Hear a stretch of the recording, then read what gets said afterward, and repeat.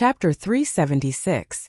Li Xiaozhu had to leave the villa on Qiuming Mountain, not because the lady in the villa was taking a nap, not because his people were being chased out of the courtyard, not because he felt that there was a shadow in front of his eyes when he faced Su Lu.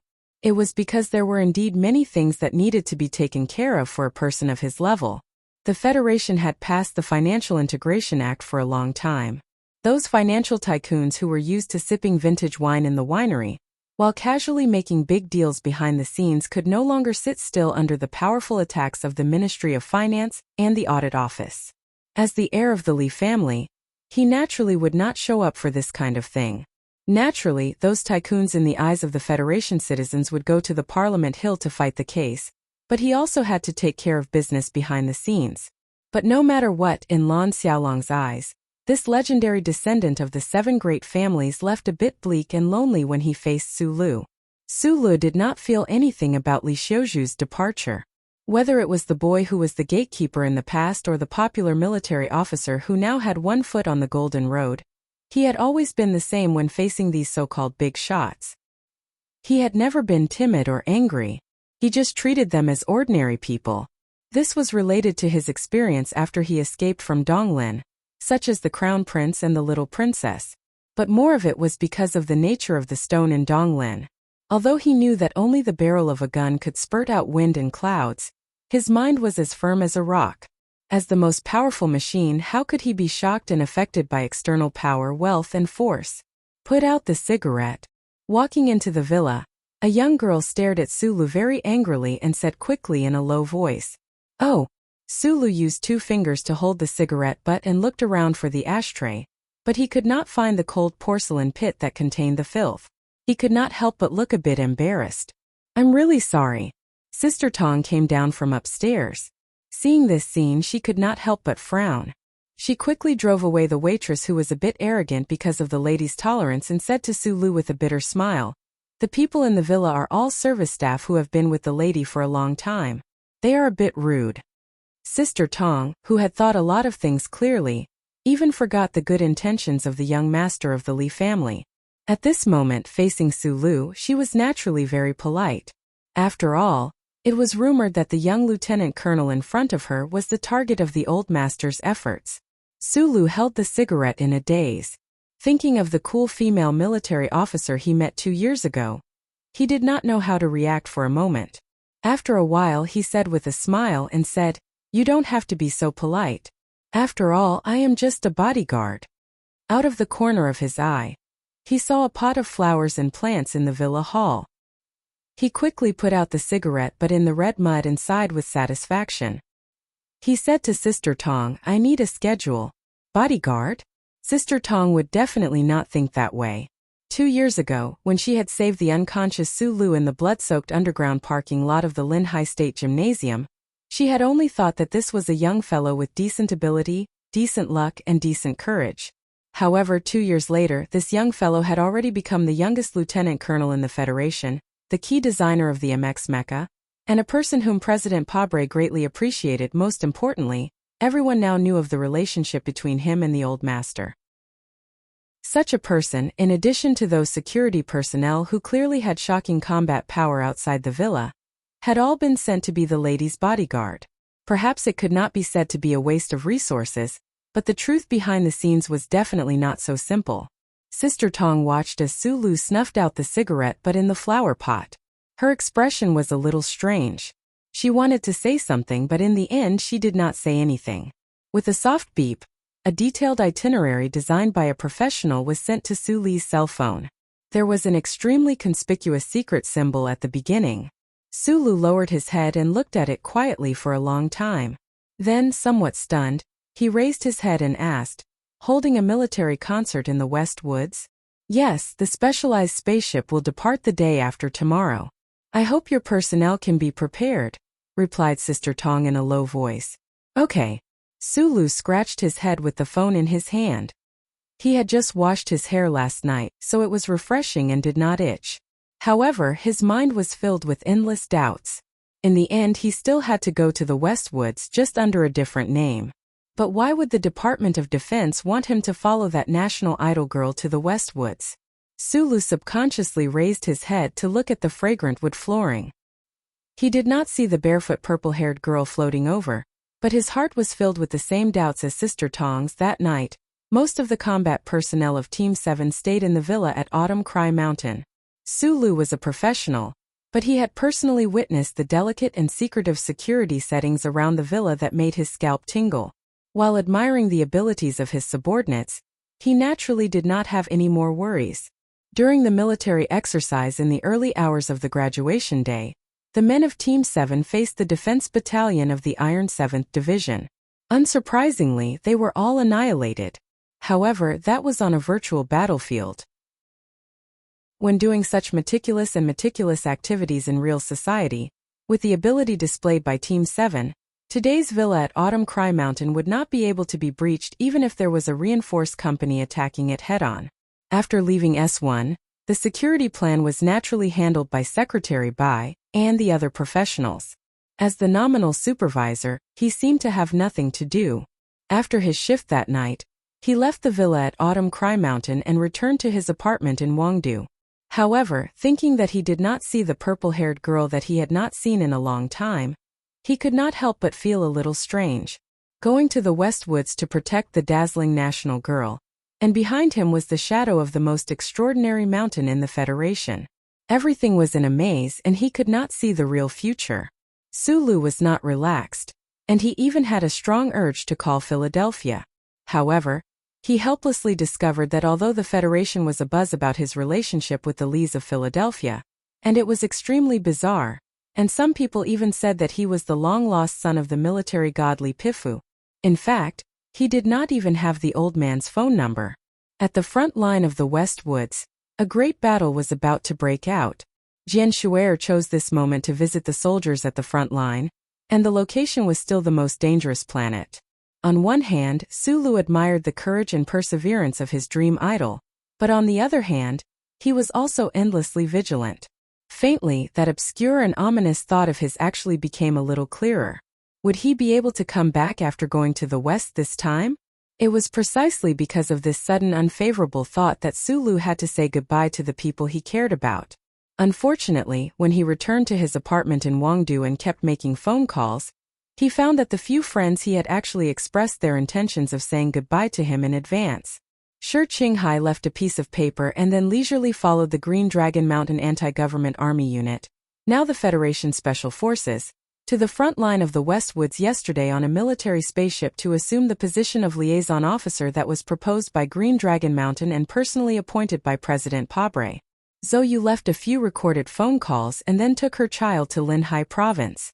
As an unmarried mother, she threw herself into the school that had been interrupted for 2 years.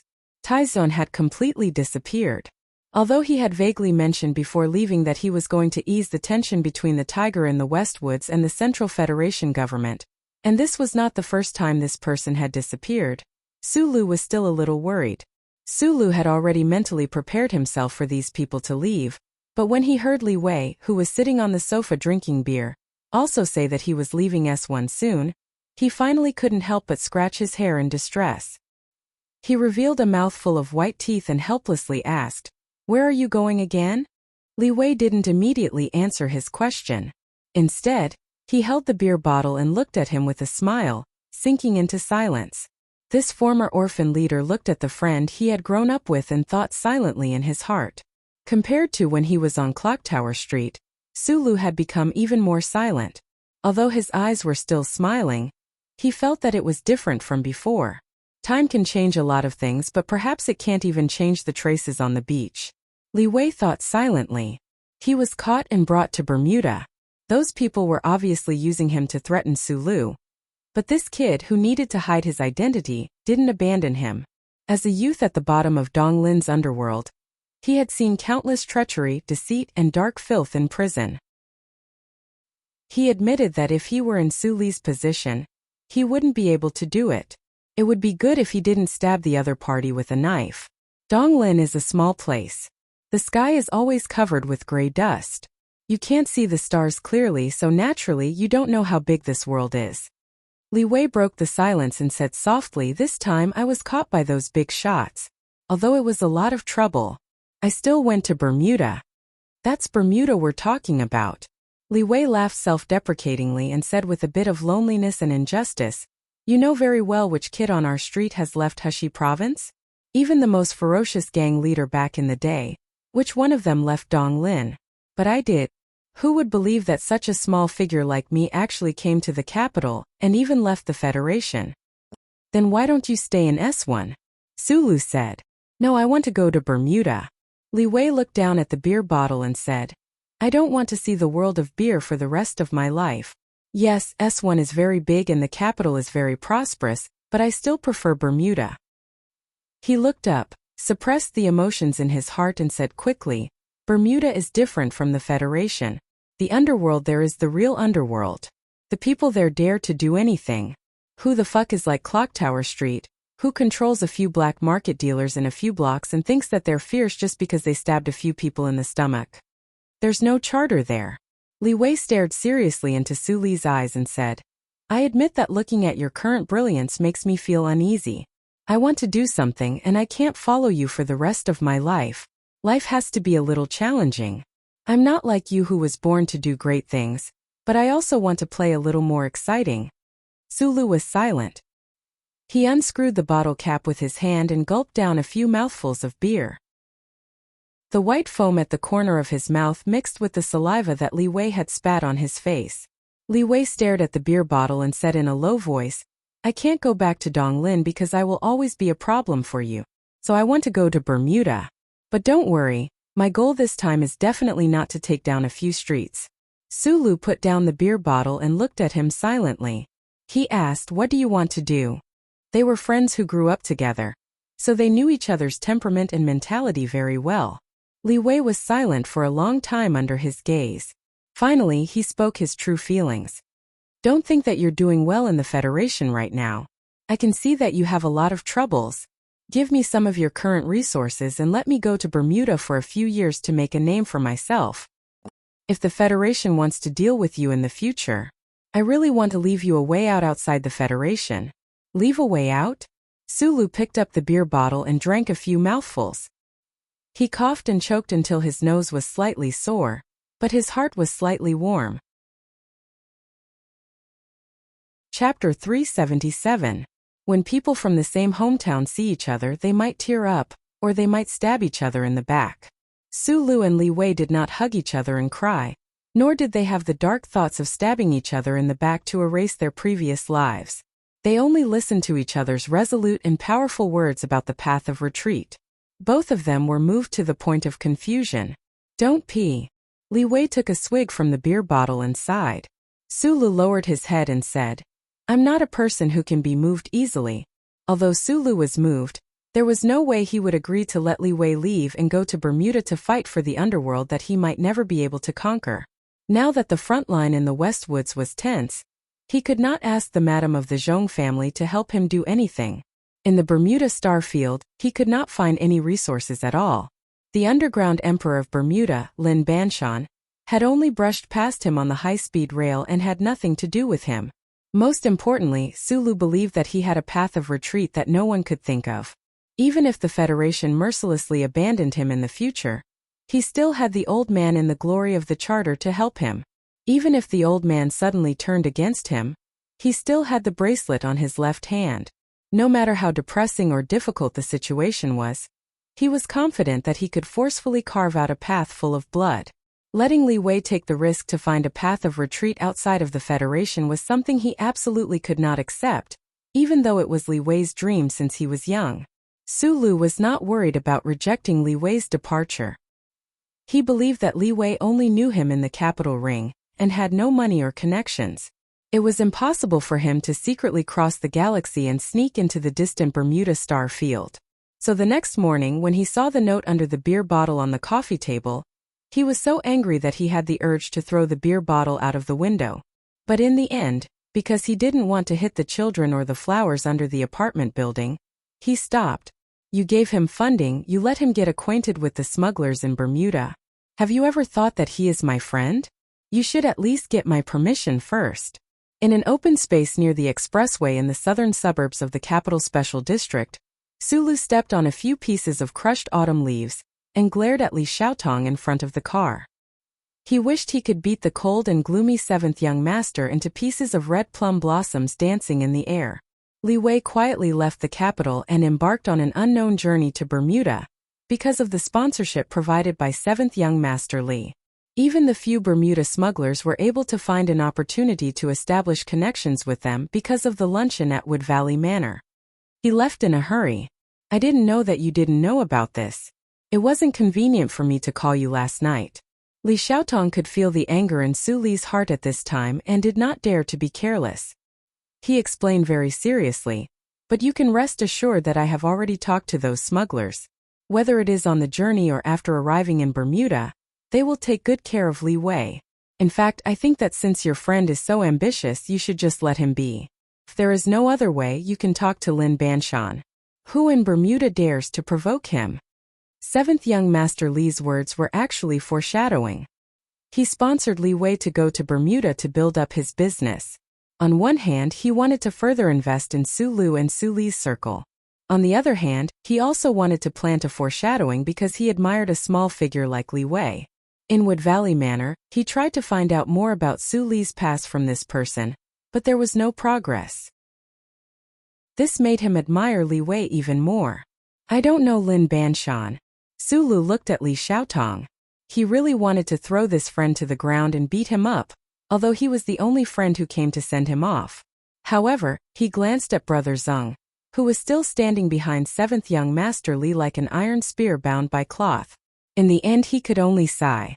Logically speaking, Su Li's identity as a fugitive from the Federation had been forcibly suppressed by the old man. Lady Tai should not make a move on Li Wei because it was not in line with the interests of the family. However, what if the old man died? Li Wei was a gap in Su Li's identity. This time, would the Tai family let the Zhong family of the Westwoods interfere and take over the matter?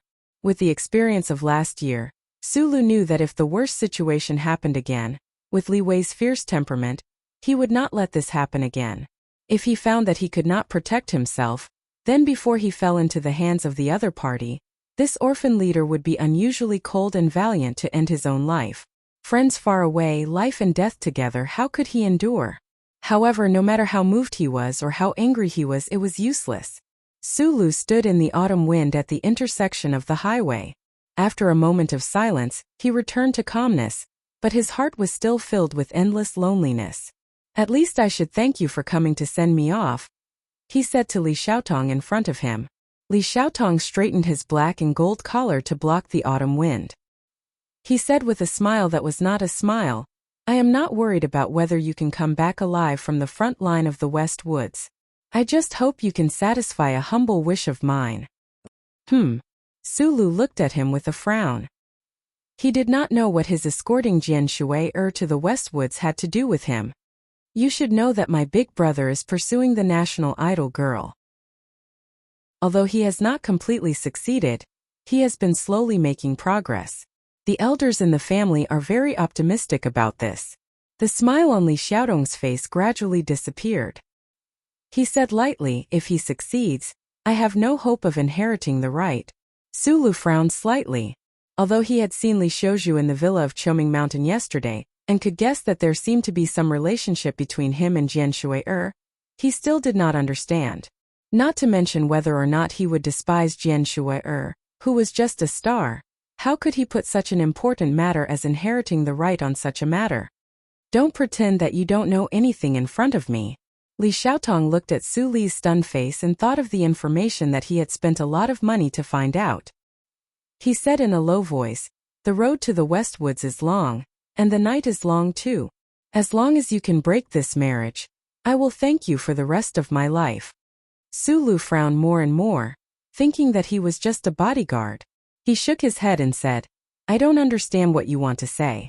Do you expect me to steal your brother's sweetheart? I can't use the handsome man trick. For such a handsome and successful man like your brother, sure Qinghai might be able to do it. In this world, handsome men are not popular anymore. The most popular is quiet and sunny young men. Li Xiaotong looked at him and smiled. He turned and waved goodbye, and got into the luxury car with Brother Zeng. Amidst the swift autumn wind at the highway junction, Su Lu stared at the car that was driving away into the distance. He spread out his hands in a somewhat perplexed manner. He realized that his trip to Ceylon seemed to be hiding some very mysterious factor. The problem was that it seemed like a lot of people around him knew about it, but he didn't. And it just so happened that those who knew all thought that he already knew. He didn't want to think about this annoying tongue twister anymore. He got into the black car and silently drove to the villa of Choming Mountain in the southern suburbs. Along the way, he saw the capital's autumn scenery and the clear sky. He was about to leave this planet, and he didn't know when he would come back. Tai Ziyuan left, Mr. Shi left, Li Wei left, and Zhou Yu also left. The time he spent with these friends was always short, but the separation was extremely long. Thinking of this, he couldn't help but feel a little sad.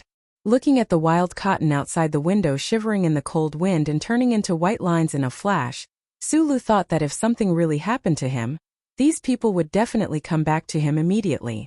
He was born in this world, and it was really satisfying to have friends like these who could eat meat and drink wine, talk about life and dreams, and not talk about price or life and death. The motorcade of 27 vehicles of various colors drove out of the villa of Choming Mountain. In the motorcade, there were heavy-duty trucks that were responsible for loading professional equipment, expensive bulletproof Silver Fox vehicles, several minibuses that were responsible for transporting full-time performers, and 7 military vehicles that were painted dark green. This motorcade drove on the road in the southern suburbs of the capital, looking mighty and imposing. There was also an inconspicuous, gloomy black car that was sandwiched behind the motorcade. Sulu gently pressed the radar system on the motorcade to confirm the movement around him.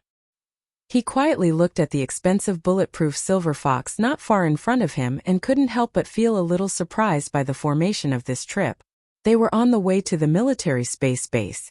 Jian Shui, who disappeared from the public of the Federation for more than a year and a half, was not forgotten by people. This time, the selection of the West Woods for her comeback concert received unanimous praise and strong support from the military. The Ministry of Defense did not hesitate to arrange a special spaceship for this National Girls Performance team.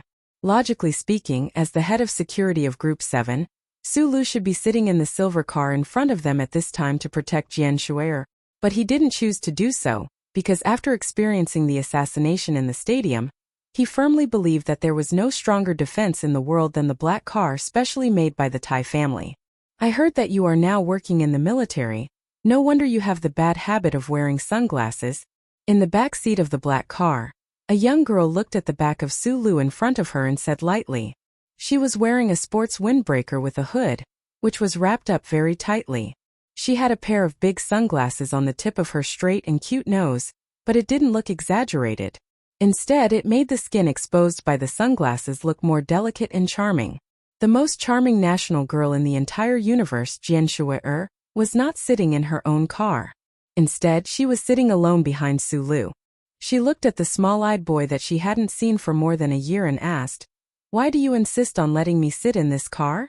"Because this car is very strong." Hearing the girl's voice behind him, Sulu felt a little nervous, but he forced himself to be calm and answered, "Just as strong as you?"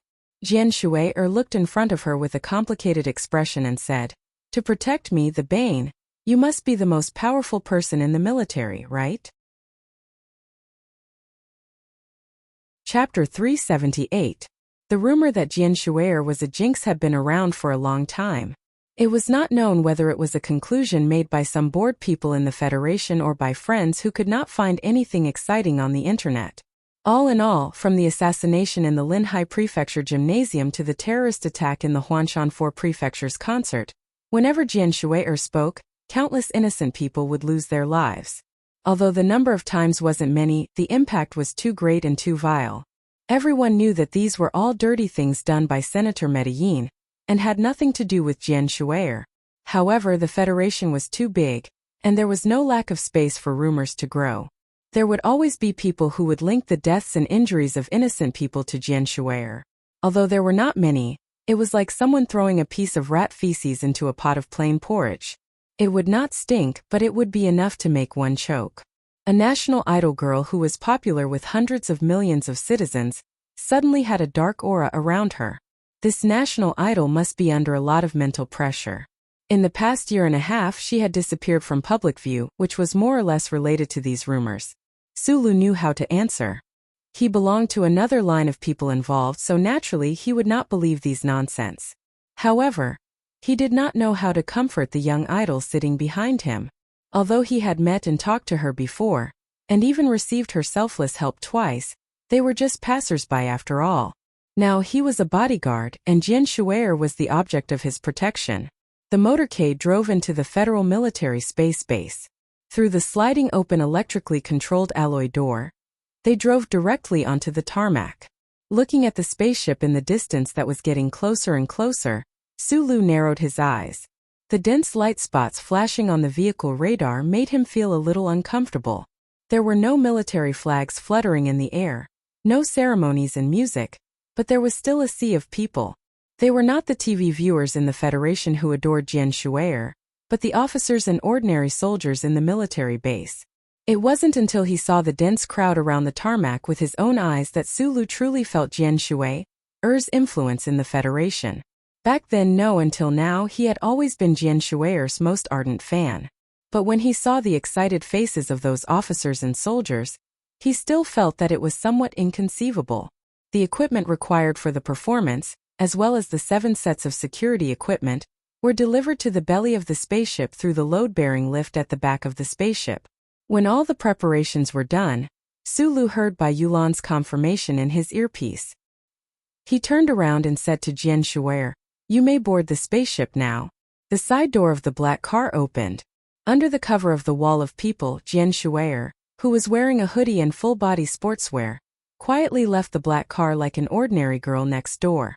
She came to the bulletproof silver fox car and prepared to board the ship. Sulu followed her silently, keeping a distance of about half a meter. Originally, Jian Shui'er should have boarded the spaceship through the automatic control belt without anyone noticing. However, to everyone's surprise, this national idol suddenly turned her head and gently lifted the hood of her sportswear, revealing a touch of fresh and bright purple short hair. Standing on the automatic control belt, she turned around and waved at the officers and soldiers in the military base who were looking forward to her arrival. The base, which was supposed to be empty but seemed incomparably lively today, suddenly fell silent. Then a burst of extremely enthusiastic cheers, applause, cheers, and whistles erupted. These sounds intertwined together, forming a chaotic but pleasing accompaniment. Purple was a very bright and eye-catching color. It was very abrupt. Some scientists had once studied that the color of food that humans could not adapt to was purple. Therefore, this color did not give people a sense of intimacy. There was no star in the universe who dared to dye their hair purple, except for her. Only Jian Shui'er herself had that kind of fresh, charming, and lovely youthful aura that was like a new willow by the riverside, could make this purple color the most conspicuous and even the most dazzling embellishment. It was engraved in everyone's heart, and could not be forgotten at any time. Sulu wore sunglasses and silently looked at the national idol standing on the automatic control belt with a smile on her face. In his heart, he thought of the long paragraph of somewhat complicated words in front of him. Although this clearly violated the provisions of the safety control manual, he could not and did not want to stop this national idol from doing this slightly crazy thing. Because Jian Shui'er, who was standing on the automatic control belt, was facing the wind and gently waving her hand. Because the touch of purple in the autumn wind was moving. Because the pair of calves exposed outside the sportswear was seductive. Because he had been incomparably fond and even infatuated with her since he was very young. Although this touch of purple was not on the TV screen but in front of his eyes, the feeling was still the same and had not faded. This time Jian Shui'er went to the front line of the Westwoods to hold a concert called Victory. The main purpose was naturally to comfort those brave soldiers who had bravely resisted the invasion of the empire but had not returned home for a long time. Many famous artists in the Federation had done this kind of gesture of appreciation for the military, but it was the first time that a big star like Jian Shui'er had personally gone. In fact, the Federation media, the Performing Arts Association, and those famous stars in their respective fields had long admitted that the stars in this universe had always been divided into 2 classes. One class was Jian Shui'er and the rest were the rest. This was a strange flower created by the love of the Federation's citizens and the legendary history. No one could deny this. The Ministry of National Defense of course welcomed this kind of thing with both hands. Moreover, the planet Jianshuer was going to was still in a tug-of-war between the Federation and the Empire. It was an absolutely dangerous fire zone. In addition to the welcome, the federal military was also infinitely grateful. The spaceship that the preparation team of the Victory Concert took belonged to the first-class military spaceship of the Federal Fleet. It did not need to go through the old moon base or space station for conversion or mending. It directly broke through the atmosphere and the gravitational force of S1. Under the gaze of countless pairs of eyes and cameras, it left a trail of fog that gradually disappeared before people's eyes. It flew into the vast universe that was sometimes blue and sometimes dark. The spaceship was like a ghost, quietly breaking through the barriers of space and gliding into the distance between the stars in the sky. In fact, all spacecrafts could give the audience a ghostly feeling if they were lucky enough to witness them. Sulu was no longer the orphan who could not step out of the bell tower street. He had lost most of his interest in this silent voyage. He only felt that it was boring. He stood silently outside a cabin door, narrowed his eyes and watched the movements around him. He silently calculated the time it would take to reach the West Woods. The military spaceship that belonged to the Federal Fleet was not luxurious, but the Ministry of National Defense still tried its best to provide convenience to the Victory Concert team. This was the second floor of the spaceship. Except for the upper floor of the spaceship control hall, it was the safest and most core area.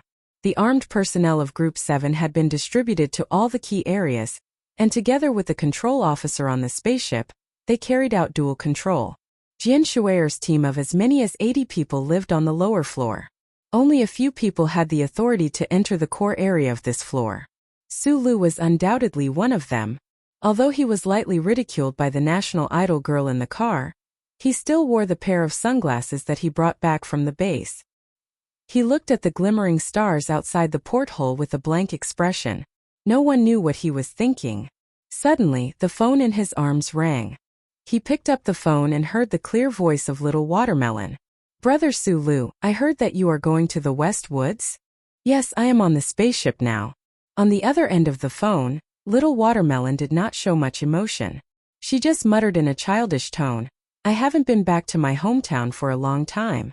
Brother Sulu, when you reach the West Woods, remember to go to number 36, Latitude 2 District. That is my home. I have a little white rabbit. I don't know if it has gained weight now. Help me say hello to it." Listening to this cute request, Sulu smiled and agreed. He then said a few words and hung up the phone. Just as he hung up the phone, the heavy alloy cabin door behind him suddenly opened from the inside. A faint blue light flashed through the surface of his sunglasses. He slowly narrowed his eyes and looked at the purple-haired girl by the floor-to-ceiling window in the cabin. The national idol bathed in the starlight, and he suddenly remembered the first time he saw Little Watermelon on the ancient bell 3 years ago.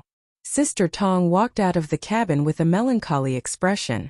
When she saw Sulu standing outside the door, she was slightly startled. She bowed her head to signal him and turned to leave. She did not seem to care that Sulu was interacting with her. "Mississippi, come in. I have something to ask you."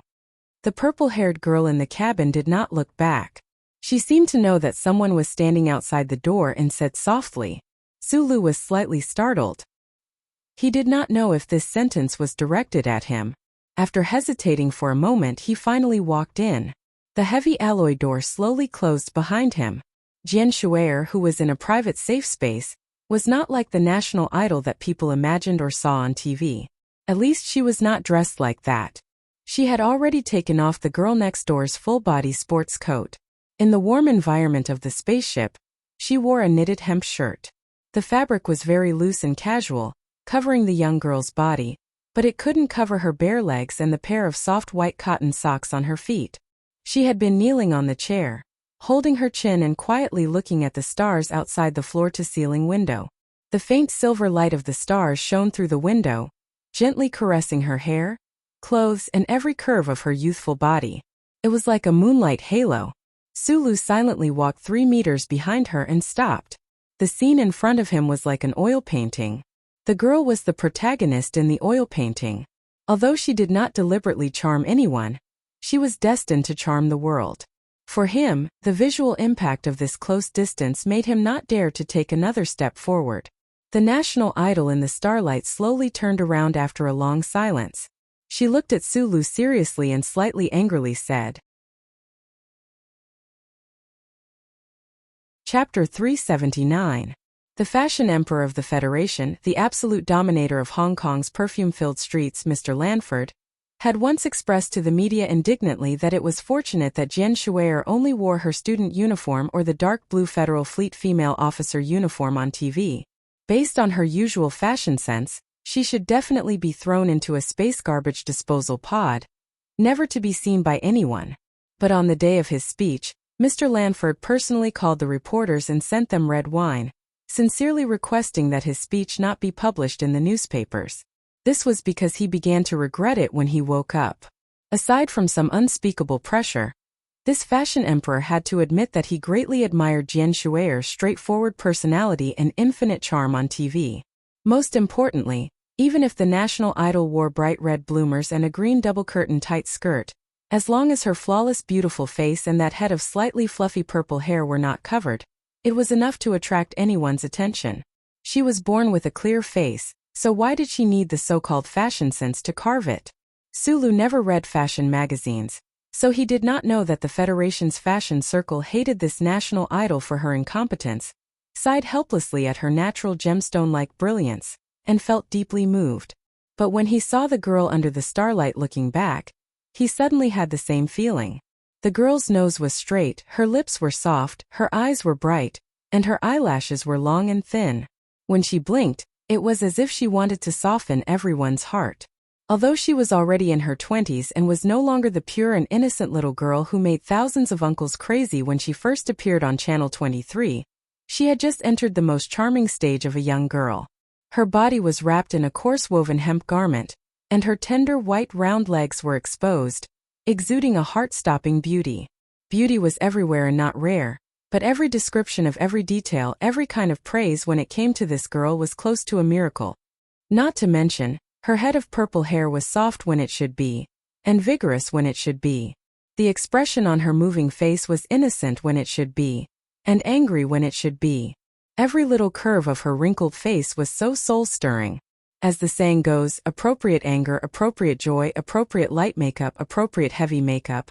It was probably referring to her. This was a person who possessed all the spirit of creation, and made people feel close to her.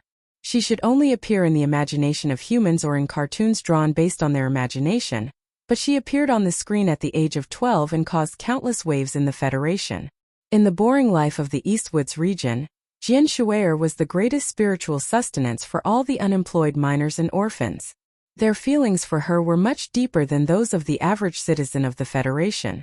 Sulu had clearly come into contact with her more than a year ago, but when he saw this scene, he saw the girl in the starlight looking back at him indifferently, with a trace of anger in her eyes, and a circle of extremely cute wrinkles on her brows.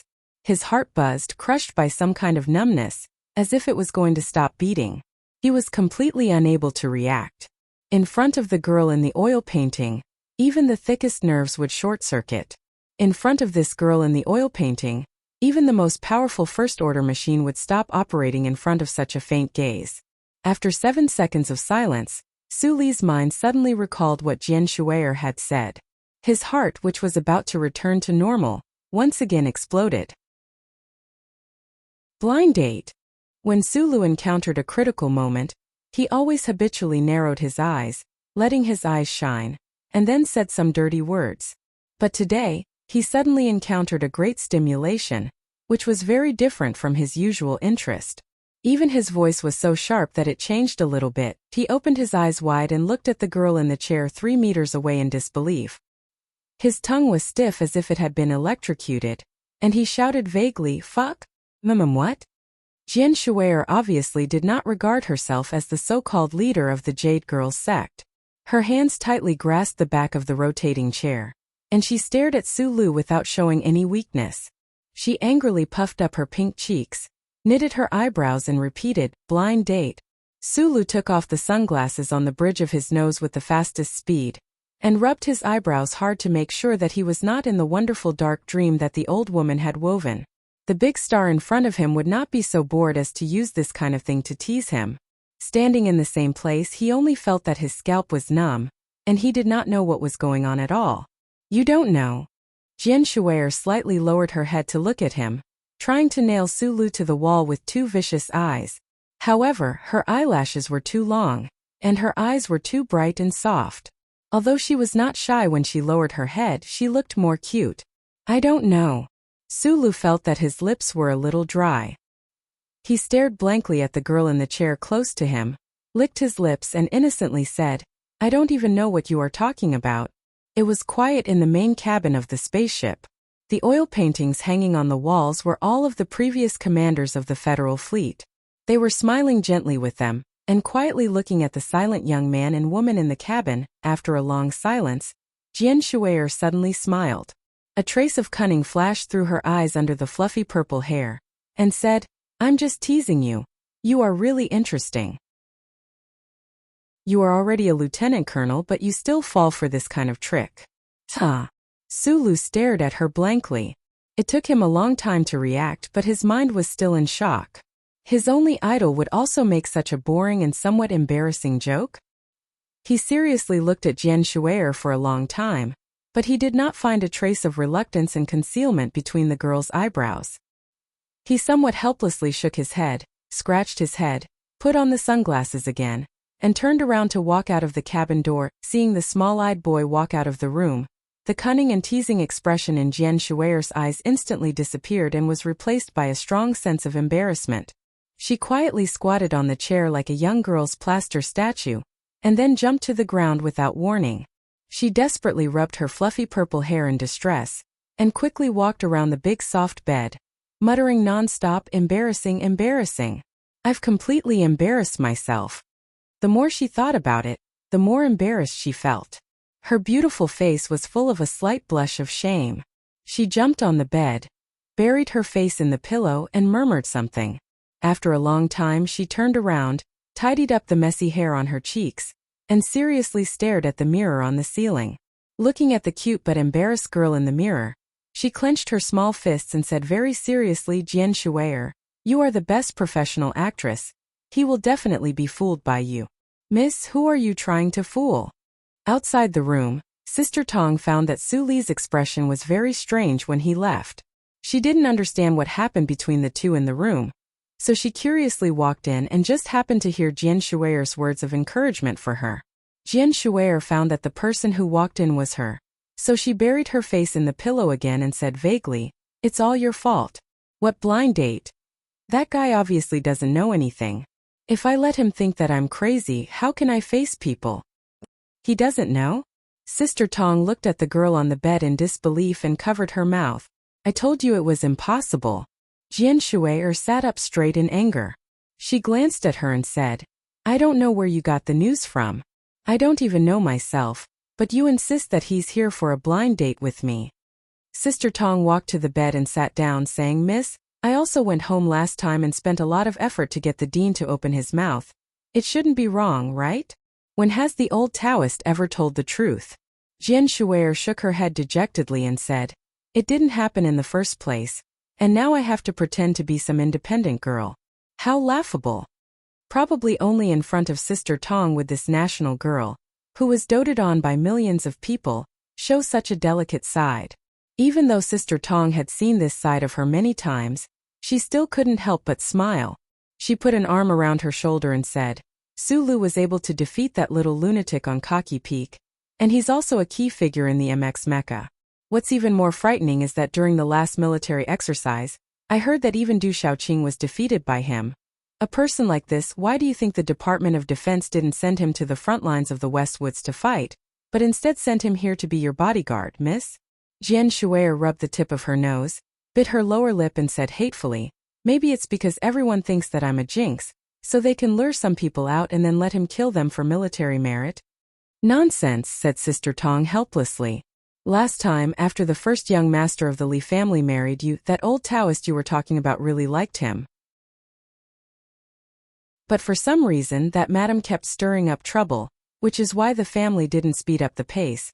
When she mentioned that madam, Sister Tong's eyes clearly showed disapproval and even anger.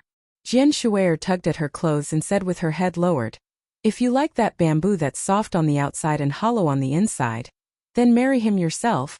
The first young master of the Li family is not as bad as you say, said Sister Tong helplessly. If that bamboo is so good, then why were you so polite to that small-eyed lieutenant colonel? Asked Jian Shuer with wide eyes. Sister Tong glanced at the deep starry sky outside the floor-to-ceiling window and laughed softly. This one was personally chosen by that person, so of course he's not bad. Didn't they say that he's the illegitimate son of the old man? Jian Shuer sighed and said, then if I'm with him, wouldn't it be like the thunderstorm in Schiller's novel? Sister Tong spat in annoyance and said, of course you and I know that those are all rumors. Speaking of which, it's normal for Sulu to know that this is a blind date. Ever since that meal at the 1st Military Region's residential area, everyone in the family knows that you hate blind dates. This time he must have chosen a different path. Maybe he wants you two to try to interact more. Don't say any more. Jian Shuer rolled her eyes and put her hand across her chest to make a pause gesture. She pouted and said, it doesn't matter if the news you heard is true or not. Since that guy doesn't know, then we'll just pretend that we don't know anything. The girl patted her supple chest and said with fear in her eyes, luckily, I've been in the arts circle for so many years. At least I have some good acting skills. Sister Tong was helpless. She looked at Jian Shuer with pity, thinking that even Lieutenant Colonel Sulu wouldn't believe such a ridiculous thing. However, this young couple didn't think about it carefully. With how much the military valued Sulu, why would they let him be the bodyguard of the nation's girl? This was a long journey to the West Woods. A single man and a single woman were together day and night. Outside the spaceship, there was a slight breeze and dew on the floor-to-ceiling window. It wasn't a blind date, but it was better than a blind date. Chapter 380. Sulu walked out of the room with his head lowered. He gave instructions to the members of Team 7 who were guarding the exit. He then left the core area through the spaceship's quiet tunnel and went straight to the lower level of the spaceship. This was the newest second-level spaceship of the Federal Fleet. Because it had not yet entered the battlefield, although this was not its maiden voyage, it still had not been officially named. The interior of the spaceship was extremely spacious, but the living quarters occupied a limited amount of space. Sulu circled the gangway 3 times before he reached the bottom. Stepping on the hard composite floor, he tried his best to take a deep breath before he walked forward. There were quite a lot of people in the resting area. Other than the members who were on a mission, the rest of Team 7 were drinking and watching TV, killing the boredom of the long journey. The officers on the spaceship who were on duty, as well as the engineers and staff of the Victory Concert Performance Team, were also gathered here. Although the voices of the people were not loud, it was still lively. As he walked through the lively crowd, Sulu deliberately forced a calm expression on his face. It was very unnatural. The others did not notice the difference, but Bai Yulan was the first to react. She stared at Sulu, who was frowning and forcing a smile, but his eyes were somewhat wandering. She was very surprised. She thought to herself, you didn't lose your composure like this when you went to kill Macklin alone. You were just upstairs watching the door for a while. How did you end up like this? Bai Yulan signaled Xiong Linquan with her eyes. The two of them quietly put down the teacups in their hands and followed behind Sulu. Sulu waved his hand and shook his head tiredly, indicating that he was fine and did not need anyone to follow him. Bai Yulan had no choice but to stop and look at Sulu, who was completely different from usual. Just like that, they walked through the lively resting area and walked towards the quiet warehouse. After walking for a long time, only the muffled sound of his hard military boots hitting the composite floor could be heard in the quiet interior of the spaceship. Sulu silently opened an electronic door beside him, walked in, and then quickly closed the door. There was no one else here, so it was absolutely quiet. Behind him was the laundry room, and hundreds of meters below him was the energy control room of the Federation's warship. Listening to the sound of rolling machinery, splashing water, and the low humming of the crystal engine of the warship below his feet, Sulu took off his sunglasses and wiped the cold sweat on his forehead. He felt that his legs were somewhat weak. The national girl's proud acting skills in the arts circle could not fool him. He behaved like a walking corpse, as if he had lost his soul like an idiot. Naturally, it wasn't because of her joke that hurt his self-esteem. The truth is that the real reason why his legs are weak, and he is sweating while leaning against the cold wall of the Sundry's cabin is because he was in the room earlier. He suddenly thinks of what Li Xiaozhu said in the villa in Choming Mountain, and Li Xiaodong's weird expression in the autumn wind at the highway intersection. A crazy and absurd idea faintly emerges in his mind. This blind date.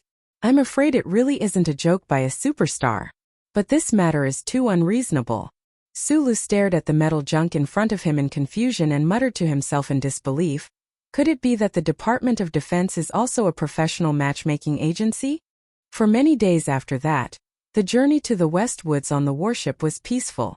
Under the glory of the charter, even the boorish interstellar pirates would not be stupid enough to enter the Federation's star field. 3 days later, the warship finished accelerating in the star system and officially entered outer space. Even the low humming of the crystal engine could no longer be heard. The long journey in outer space was only boring silence. After the staff changed shifts, they would go to the living area to drink a few glasses of wine, play chess, chat, and watch TV and movies to pass the time. In addition to the staff of the performing arts team, the officers and the members of Group 7 were secretly looking forward to whether or not the national girl, who was doted on by thousands of people, would come down the gangway to have fun with them. After traveling with the legendary Jian Shuier for more than a month, it would be a pity if they could not see the real face of this superstar with their own eyes. However, to their disappointment, since that day, the nation's girl locked herself in her room. No one knew how she spent her time alone in the bedroom, whether she felt lonely, or whether she was bored looking at the unchanging background of the universe outside the floor-to-ceiling window. There were very few people who had the authority to enter the core area of the upper layer. Sister Tong and 2 female assistants were in charge of Jian Shuier's daily necessities. Other than that, only the 3 highest-ranking officers of the warship and 2 or 3 members of Group 7 were allowed to set foot in that forbidden area. Sulu had the authority to go up and ask about the loneliness of the national girl, but of course, he did not dare to go. He could even vaguely guess why Jian Shuier locked herself in her room. After passing through the Voidman space passage at the edge of the Upper Forest District, the warship entered full speed. The traces left by humans in the universe became fewer and fewer. Other than the monitoring satellites set up by the Bureau of Proclamation in the distant asteroid belt, everything returned to a rather solemn and beautiful primitive state. Jian Shuier still did not come downstairs. The expectant crowd could not help but feel a little disappointed, but they were not too angry. After all, this was the national girl among the stars. It was natural for her to keep a certain distance from people like them.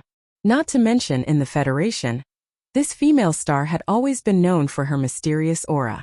During these days, Sulu did not allow himself to be idle. After leaving the security work to Bai Yulan, he was very relieved to wander around the interior of the warship. In fact, it was not accurate to say that he was wandering around because most of the time, he stayed in the top-secret multi-engine control cabin and the warship's control room. He was like a repairman but also like a curious child, gently touching everywhere, and sometimes even using his nose to sniff. He carried a bag of buns in one hand and an electronic notebook in the other. He stayed in these important cabins of the Federation's warship for a day and a night. Only when he was tired would he go back to the living quarters to rest. He carefully studied the structure and details of the Federation's second-generation space warship, diligently copying and learning. When he encountered something he didn't understand, he would earnestly consult the mechanics on the warship. He even specially applied for a long-distance interplanetary encrypted communication line from the control room of the warship, so that he could contact Shang Qiu, who was far away in the capital ring, with the information he came in contact with on the warship, requesting her technical support. The officers on the warship had always maintained a strong sense of vigilance and suspicion towards this outsider who entered and left the restricted area. They did not understand why the captain would issue an order to allow this person to enter and leave the most confidential area. It should be known that the area Sulu entered and left involved the engines, transmissions, and weapon systems of the Federation space warships. These were the most confidential of secrets. This person was only the head of security at Whitewater Company. Why would he have such special authority? The normal officers did not understand why the captain had given Sulu this authority. It was because they did not know that Sulu was originally a lieutenant colonel of the Federation's General Assembly base, and also had the Level 1 technical supervisor authority of Nutshell. As an engineer who had made great contributions to the new MX mecha model of the Federation, when he expressed his curiosity about the three major systems of the warship, the captain had no qualms about giving him this authority. Fortunately, Sulu spent most of his time in the process of studying, visiting, and researching. Other than occasionally asking the mecha operator for advice, he was exceptionally quiet and silent most of the time. He definitely did not disturb the normal operations of the warship, and his face always carried a sincere and amiable smile. As time passed, the officers and soldiers on the warship had also gotten used to the existence of this strange person. In the database of Professor Shinyulin at the Husk Institute, Sulu had once studied a great deal of material science knowledge. In order to wake him up, the Federal Central Computer had once forced many intricate blueprints into his mind. Now, on this long journey aboard the Federation's most advanced warship, it gave Sulu the perfect opportunity to compare the theoretical knowledge in his mind with practical experience. Of course, he would not miss this opportunity. The comparison between the multi-engine systems of the space warship and the dual-engine systems of the MX mecha was the focus of his research these past few days. The operating principles and compatibility of the three major systems of the warship were also things he was concerned about. The reason why he was so obsessed with studying these things was not only because of his professional instincts as an engineer, but also because of the influence of his childhood dreams. Before he was forced to flee Donglin, he, who had been regarded as a mecha engineering genius by his uncle, his greatest wish in this life was to become a mecha operator under the command of a female captain of a Weizhou warship. Other than that, he wanted to enter the Nutshell Corporation as an engineer. The captain of this second-level Federation warship was indeed a lady, but she was already over 40 years old and had a poker face. Speaking of which, in the cabin on the second floor was the most famous girl in the Federation, the purple-haired captain. Although she definitely would not really command a space warship, Sulu abruptly came to his senses and quickly rubbed his slightly hot face. He knew that he had been thinking about the wrong things again. In the past few days he had often been thinking about the wrong things. A light beeping sound rang out. The soldiers who were monitoring the warship's energy status in the third control room reflexively glanced at the buzzing warning lights. With practiced ease, they temporarily stopped what they were doing, leaned against the wall, and fastened their standing seatbelts. B-1288 countdown to warp. All the visual windows of the space warship were automatically closed by a three-layer composite panel made of polymer materials and manganese-potassium alloy. Following the clear electronic female voice's countdown, the normally operating warship suddenly vibrated. This vibration was not strong, but it was more like a massage. No wonder those soldiers were still in the mood to chat about the movie they watched last night while leaning against the wall. Sulu felt for the electronic notebook in his pocket and used his fingers to grip the seatbelt in front of his chest. He narrowed his eyes to look at the black composite panel by the window. He had already experienced this type of warp many times, so it was not new to him, and he did not have any thoughts of fear. He was just immensely curious as to what the three-dimensional warp hole outside the warship looked like. If it were not for those high-strength panels covering it, would he be able to see the legendary, most beautiful spontaneous energy ray turbulence with his naked eyes?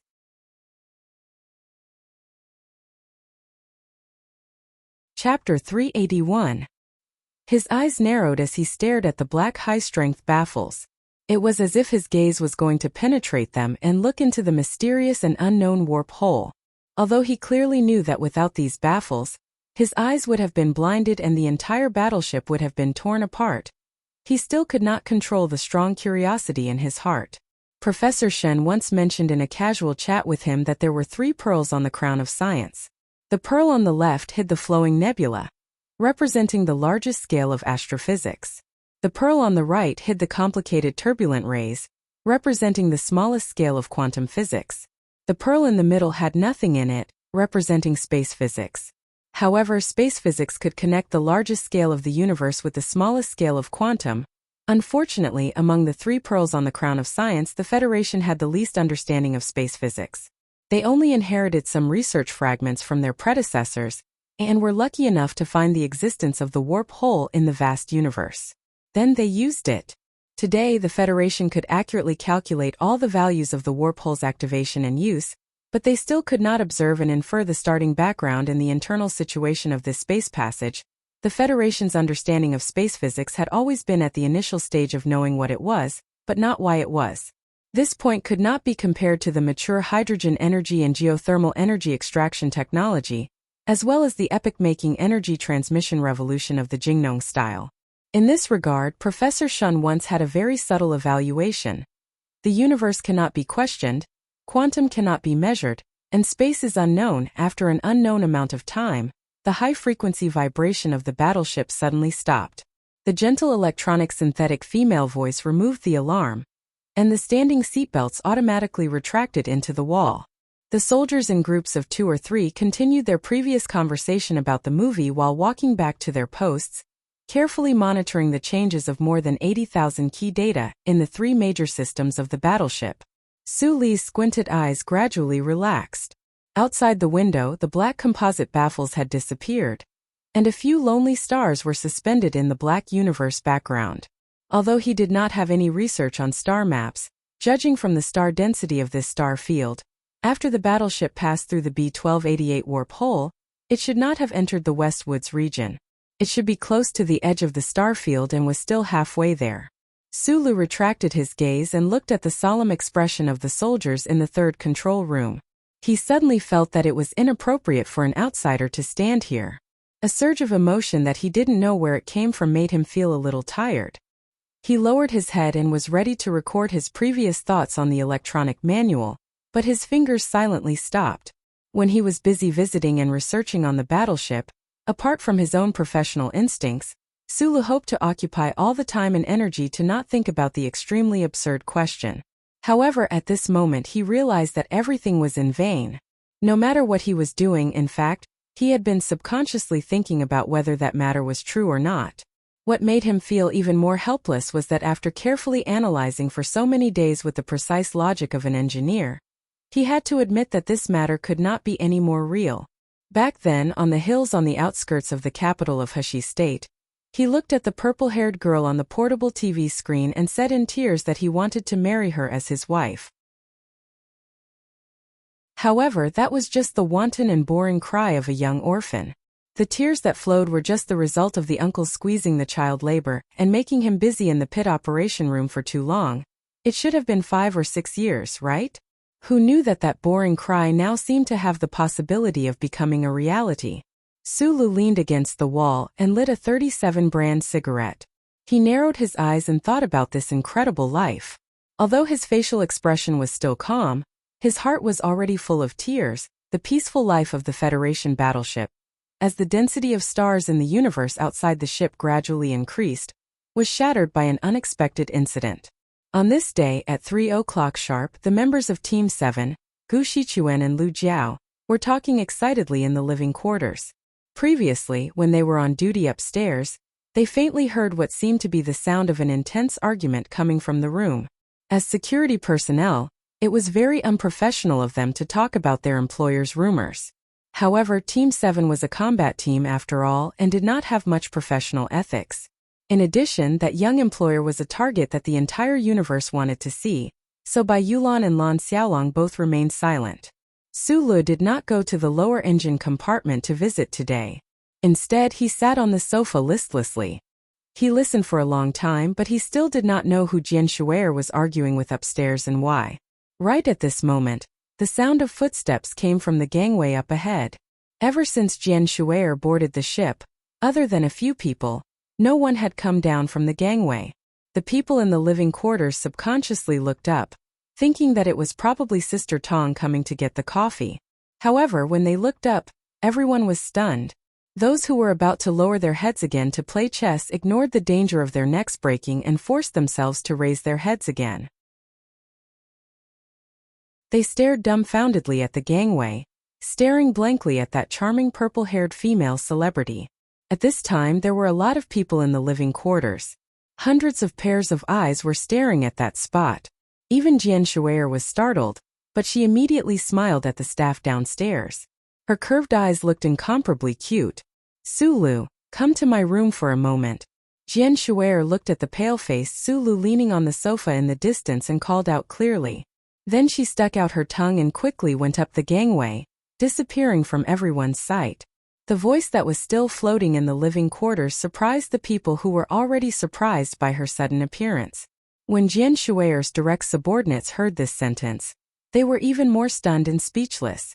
They had been working for this national girl for many years, but they had never seen her invite anyone of the opposite sex into her room, let alone in front of so many people. Lan Xiaolong held his chin and stared blankly at the gangway. He asked Bai Yulan next to him, "Is the supervisor very close to her?" Bai Yulan shook her head and said, "I don't know." Sulu stood up with some confusion. He scratched his head and put on his sunglasses. Under the shocked gazes of Jian Shuer's subordinates and the malicious gazes of his subordinates, he walked up the gangway. Halfway up, he turned around and stared at Lan Xiaolong, who was making a funny face, and said, "I'm the safety supervisor. Of course there are some important things that I have to talk to her about." Even an honest person like Xiong Linquan would not believe this explanation. If there was a security issue, it would naturally be handled by Sister Tong. Why would the superstar personally come down to invite him? Sulu walked up the gangway ladder. Among the 7 groups of men and the warship officers in the living quarters below, it was unknown who whistled, but what followed was a roaring laughter. "I don't mean anything else. I just want to apologize for the joke I made last time. You know, when a person is too bored, they will always make some very stupid mistakes." Jian Shuer sat cross-legged on a chair and looked at Sulu, who was wearing sunglasses and pretending to be cool 3 meters away. She did not have dimples on her cheeks, but every time she smiled, she would habitually press her lips together tightly, thus forming 2 charming dimples at the corners of her lips. Under the light, they were slightly shadowed and looked very cute. Sulu rubbed the tip of his nose. Just like those boorish soldiers downstairs did not believe that he was innocent, he naturally did not believe that Jian Shuer invited him into the room for this reason. In contrast, he would rather believe that she had locked him in the room for too long and was too bored, so she called him over to chat. Jian Shuer indeed did not dare to come downstairs because of the awkwardness of that day. However, she also knew that hiding from each other like this was not a good idea. When they were in the West Woods, the 2 of them had to be together all the time. It was impossible for them to have so much space to play hide-and-seek like on the warship. Therefore, she decided to invite Sulu over to see if he had discovered anything, despite Sister Tong's worried persuasion. This young idol believed that if they did not see each other, the awkwardness would last forever. After seeing each other, perhaps the awkwardness could be removed. Most importantly, on a day like today, if she continued to seal herself in the attic, she asked herself if she was a princess waiting for a warrior. She would be so bored that she would faint. And in the entire warship, there were not many people who could talk to her. "Sit down. After all, this is not the first time we have met. Speaking of which, when we were in the 1st Military General Hospital, I helped you once. Why are you still so reserved?" Jian Shuer looked at him and smiled sweetly, but in her heart, she thought of the time when she sent this young man to the hospital and hid in his ward for several days. Slightly lowering her head, the young girl waved away those memories in her mind and politely asked him to sit down. Then, like a magician, she took out a bottle of Katong red wine from behind her. "I'm just a bodyguard." Of course, Sulu remembered what Jian Shuer said. Until today, he still believed that he owed this superstar his life. However, there were many things that he was unwilling to say, especially in front of the young girl that he liked very much since he was young. Following Li Xiaotong, Sulu had also enjoyed some luxury goods. He knew that this bottle of Katong red wine cost more than 20,000 Federation coins. However, what surprised him even more was that Jian Shuer opened the bottle very skillfully. It was obviously not her first time. Could it be that the famous national girl of the Federation was secretly a drunkard? "I've been drinking red wine since I was 12 years old." As if she guessed what Sulu was thinking, Jian Shuer leaned back in the chair. Her right wrist was slightly lowered as she held the glass of wine. She raised her clear eyebrows and said with a smile, "You know that you're not a bodyguard. After drinking this glass, we're friends?" The young girl's words may have hidden meanings, but Sulu didn't understand. He just sat down in front of her and picked up the glass in front of him. Looking at the red wine in the glass, he hesitated for a moment and asked seriously, "Can I ask you a question?" "Please go ahead."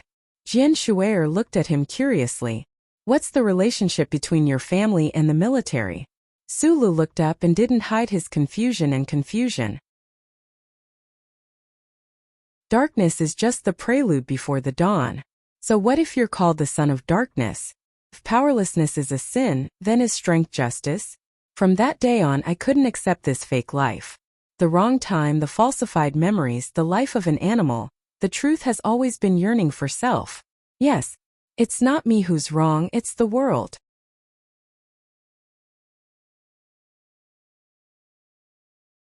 Chapter 382.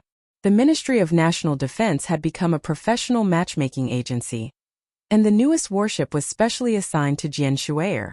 From the many details that he had access to, Sulu had long been suspicious of Jian Shuier's background. However, as far as he knew, there was no one in the upper echelons of the federal military with the surname Jian. There also seemed to be no one in the previous governments that could be suspected, so he was puzzled. Is this very important? Jian Shuier looked at him seriously. Although she knew that he was an officer that the military focused on nurturing and had even received recognition from somewhere, the pressure of her birth since she was young still made her a little sensitive to any inquiries in this regard. Sulu lowered his head and looked at the red wine in his glass. He thought that if they were just friends, there was no need for him to know about this. The problem was that for a person like him to become friends with the most popular idol in the Federation, it was no less difficult than Shi Qinghai and Tai Ziong going to visit prostitutes with their arms around each other's shoulders. If it was really a blind date, the girl's family background would naturally be the most important thing to check. He raised his head and remembered that the other party had taken back what she said about the blind date and refused to admit it. Naturally, he didn't have the face to continue asking. He could only silently take a sip of the wine, savoring the light and slightly sour taste in his mouth. He didn't know what to say. The silence in the room made the atmosphere a little strange. Jian Shuier crossed her legs and leaned against the round-backed chair. She looked at the young man in front of her through her purple hair. She seemed to be at ease, but in fact she was a little nervous. At this time she knew that Sister Tong's advice was right. It was indeed not easy to talk about this kind of thing. Sulu was even more nervous than she was. Against the cold backdrop of the universe and stars, he sat opposite his childhood sweetheart like an old friend, gently tasting the precious wine in his cup. What else could it be other than the old saying, "I'm still dreaming, but I'm still in a dream"? How could he not be nervous? Moreover, this young man and woman knew each other very well. Those big shots and those elders arranged this strange trip to the West Woods. Naturally, it was even more awkward. As they drank in silence, Jian Shuier's rosy cheeks blushed slightly. The atmosphere was a little awkward and ambiguous. But strangely enough, when the two of them valiantly endured this most difficult period of time with silence and clenched teeth, the awkwardness and ambiguity became a kind of catalyst, allowing the two of them to gradually relax and quickly become familiar with each other. "You just asked about my family. I'm actually an orphan. The reason why my surname is Jian is because I was picked up." Jian Shuier rested her head on her right arm. She looked at Sulu with her dark eyes and said, "I don't know who my father is or who my mother is. I only know that they died not long after I was born." After saying this, Jian Shuier herself felt strange. Why would she tell a person she was not familiar with, who might be her blind date, something she rarely revealed? However, it felt very easy to say it out loud. She suddenly remembered that nearly 2 years ago, in that hospital full of sunshine, when she looked at Sulu in the wheelchair, she seemed to have an inexplicable feeling of closeness. Suli's hand holding the wine glass was slightly stunned. He lowered his head and was silent for a moment. Then he forced a smile and said, "Then I'm better than you. When my parents died, I could already remember things.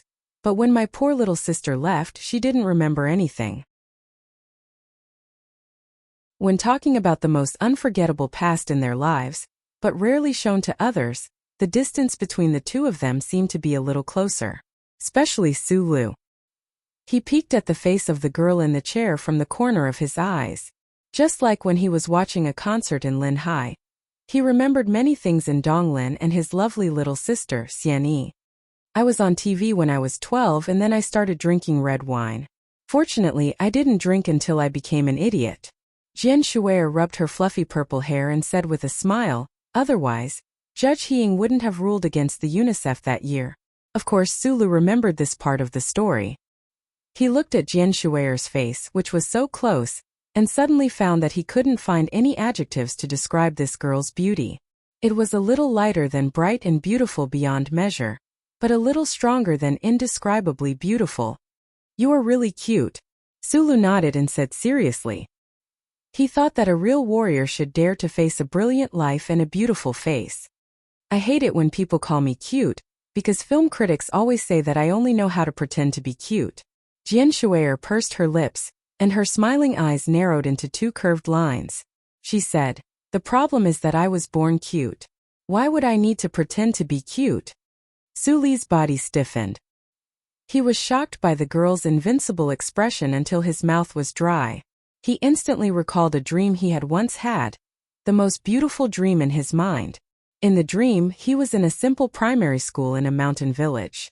He was walking on the stone path in the classroom for some reason, and beside him was a pretty girl wearing a pair of sunglasses.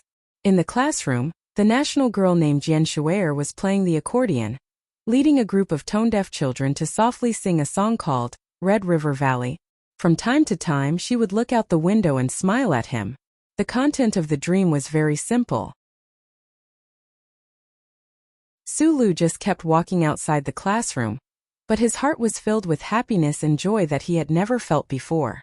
In the dream, the national girl sat by the accordion and smiled at him. At this time, Jian Shuai was smiling at him like this in reality. Sulu suppressed the waves of emotions in his heart, looked down at the military watch on his wrist, and waited for the number to change on the screen. Jian Shuai looked at him curiously, holding a wine glass. She didn't know why he was silent at this time. When the number returned to 0, it meant that one night had passed by the Federation's standard time. Regardless of whether Donglin was bored all year round, or whether S3 was still snowing in the Federation's standard time, it was already a certain day in the late autumn of the 68th year of the constitutional calendar. This day was very ordinary. In the history of the Federation's news channel, it was very difficult to find any major event that shook the universe on this day. But for the Federation's expeditionary army and the girl in front of him many years ago, this was a very special day. Sulu raised his wine glass, looked seriously at Jian Shuai and said, I wish you a happy 19th birthday. Jian Shuai looked at him in shock, and covered her mouth in disbelief. After a long time, she asked hesitantly, how did you know? If you didn't want to have a lonely 19th birthday, you wouldn't have the courage to ask me to come in for a drink and chat, Sulu thought to himself. He scratched his head and explained awkwardly, I know your date of birth, I know your shoe size, I know your favorite dark chocolate fishman, I even know. He immediately shut up and didn't stupidly report Jian Shuai's measurements. Jian Shuai was the most reclusive female celebrity in the Federation. She didn't even accept interviews, and she didn't even have a management company. Naturally, it was impossible for her to report her measurements to the public. This measurement was obtained by a senior editor of a men's magazine after 3 months of tracking the TV series. It was said to be very authoritative. Jian Shuai put down her wine glass in disbelief. She didn't expect that this legendary lieutenant colonel in front of her was one of her loyal fans. Although her fanatical fans were all over the Federation, she knew very well that Sulu was not an ordinary person. Sulu finished the wine in his glass in one gulp and scratched his head helplessly. He used the wine to boost his courage, but in the end, he didn't have the courage to say that he had liked her since he was a child, so it turned into a somewhat stupid sentence.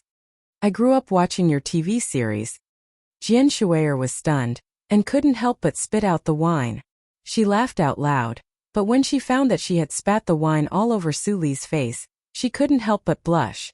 She quickly jumped off the chair, found a handkerchief and handed it to him. For the first time in his life, Sulu learned to look at her with hidden bitterness. He knew that he had said something wrong, but what he said was actually the truth. However, facing Jian Shuai who had spat wine all over his face, he couldn't complain, and he couldn't get angry. So, as a pure man, he could only hold a hidden bitterness. Speaking of which, Jian Shuai, Had acted as an orphan girl in that family comedy when she was not even 12 years old. Sulu was only 2 years older than her, which meant that when he was 13 years old, he had started to look at the purple-haired girl on the TV screen, starting a love affair that was countless light years away. After tidying up, Jian Shuer magically conjured another bottle of Katong red wine. She raised her glass to Sulu and said very seriously, "Thank you for helping me celebrate my birthday." Just as she said this seriously, she thought of the previous scene and couldn't help but giggle again. Sulu said awkwardly, "Actually, there are people everywhere in the Federation who remember your birthday." Jian Shuer slowly took a sip of wine. Her eyes were unusually bright, and she quietly looked at the small-eyed boy in front of her. She felt that things in the world were really strange. This wasn't a meeting between an audience and an idol, nor was it a movie about bodyguards. She knew that there wasn't much of a difference between her and Sulu, and he wasn't really an ordinary bodyguard or an admirer. Perhaps it was the effect of the red wine, but Sulu finally relaxed a little. He looked at the girl and asked with a smile, "Are you very proud of yourself?" Jian Shuer shrugged. She sat on the chair and stretched out her slender fingers. Her fingertips hooked a thin blanket from the side of the bed and draped it over her body. She lowered her eyes slightly, and her eyelashes moved slightly. She said softly, "This kind of pride is very powerful. Celebrities are actually the most meaningless existence in the universe. As for people like me, they are even more of a jinx." Besides the faint self-deprecation in the girl's voice, there was also a trace of loneliness that didn't match her age.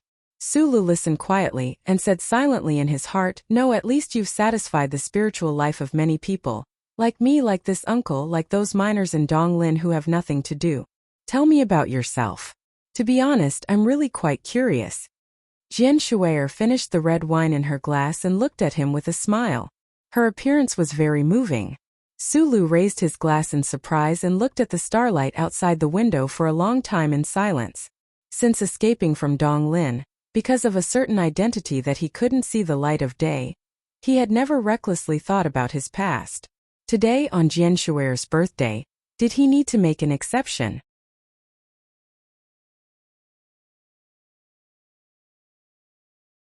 Chapter 383. Jian Shuer knew about the relationship between Sulu and the new MX Mecha, and also knew how important he was to the military. However, she was still curious about many things about this young man, such as the girl who had testified at Parliament Hill and the minister's daughter who had gotten pregnant before marriage. "I thought about it seriously a few days ago." Jian Shuer raised her eyebrows playfully and said, "You and that minister's daughter have never married, but it seems like no one from the Ministry of Defense has tried to punish you on the spot. Looks like that incident was misreported, or else you were taking the blame for someone else." It had to be said that this national girl would often reveal her lovable side in front of those close to her. But after all, she had lived in the most bizarre circle since she was a child. She was calm when it came to judging people and matters, but she also had a keen eye. In Suli's mind, the girl in the chair had accompanied him throughout his adolescence, as if they had grown up together. After the initial excitement and awkwardness of meeting the idol of his dreams, that sense of closeness that was deeply rooted in his mind gradually took over. He was silent for a moment, and then he raised his head and said, "About me? This is perhaps a very long story. I don't know if you're interested in continuing to listen." Jian Shuer did not reply. Instead, she pulled out a third bottle of Katong red wine, and filled the 2 glasses on the table with a smile. At the same time, she tilted her head slightly, lifted the purple hair by her ear, and playfully rubbed her earlobes, putting on an adorable expression of all ears. Sulu scratched his head, trying his best not to be seduced by the sight of her slender fingers rubbing her earlobes. After a short pause, he said, "On the first day I returned to the capital ring, on the bus leaving the airport, I took a bag of puppy biscuits." The story began here. Sulu, who was narrating all his experiences for the first time, slowly and seriously recounted everything that had happened since he came to the capital ring, including the girl with the black-rimmed glasses, the young spy from the Federation's Investigation Bureau who only liked to smoke number 37 cigarettes and was qualified to enter the Trinity Association, the prince of an aristocratic family who had never eaten scallion pancakes in the mecha combat room of Area H1, and the girl in red who, had stopped a black car on the second highway out of the city and cried so hard that her face turned pale. He even talked about the assassination at Lin High State Gymnasium, the creation of the MX Mecha, and many other things that followed. There was no need to keep these things a secret anymore, and he had a need to pour his heart out. In the end, he even vaguely described his escape from Donglin, but he did not go into the details. This conversation went on for an unknown amount of time. The stars outside the spaceship's landing window still emitted a faint light that never changed. The background of the universe seemed to have never changed. Jian Shuier listened quietly, occasionally taking a sip of the red wine in her glass. She did not say a word, but her slightly narrowed eyes grew brighter and brighter. The lines on Su Li's ordinary face became clearer and clearer. The national idol was not a good listener because she would never ask what happened next. Or what happened next? What happened next? She would not cover her mouth and make a terrified expression, expressing endless admiration for this bizarre and magnificent life story. Su Lu did not need these things. He just needed to pour his heart out. He needed a quiet, trustworthy, and kind listener. He lowered his head, held the glass of red wine with both hands, and said in a hoarse voice, "When I decided to escape Donglin, the sun was shining brightly that day. There was a lot of dust in the room, like countless insects flying before my eyes. It was also very much like I had contracted the flying grave syndrome. That day just happened to be your 16th birthday, and that evening party was playing on the television." He raised his head, forced a smile, and said, "Actually, the fact that I can remember that today is your birthday has a lot to do with this incident. 3 years ago today was also the day that I decided to leave Donglin." Jian Shuier sat in the round-back chair like a child. The thin blanket was draped over her shoulders, and her bare feet were tucked under the hemp garment. She tilted her head and looked at Su Lu with interest. She heard the trace of sadness in the man's last sentence, so she finally broke the silence and asked carefully, "Are you thinking of someone?" "I'm thinking of an uncle." Su Lu looked at Jian Shuier, lowered his head, and swirled the red wine in his glass. His action of holding the glass with both hands appeared somewhat clumsy. "It was because he died that I had to leave Donglin and come to the capital ring. That is why so many things happened after that. Before the uncle died, he told me not to avenge him, but I had to find out who wanted to kill him. But in the end, I found that the enemy should be a cold machine." He gulped down the blood-like wine in the cup and said with a trace of frustration, "Machines don't have any sense of morality. They just work according to the program coldly. Moreover, this machine seems to have a very close relationship with me now. Do I have to destroy it? Or do I have to make it admit its mistake and cry in sorrow and regret? That old thing does not have tear ducts." If he had not drunk so much, Su Lu would definitely not have said what he just said. But at this moment, a voice faintly sounded in his mind, "Why not?"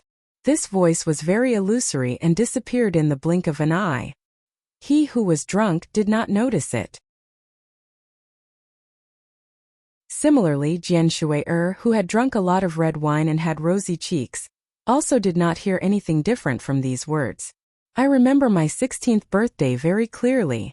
Jian Shuier, who had drunk at least 2 bottles of Cantong, raised her arms drunkenly and said, "I'm very happy, not because I can finally buy wine to drink, but because that damn old man of mine prepared a trust gift in advance for my 16th birthday.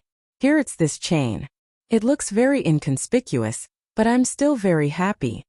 Su Li's emotions were still immersed in the sadness of escaping from Donglin. Hearing the word gift, he thought of the big uncle who had kicked him into the sewer and gave him a big gift. The bracelet that allowed him to escape death.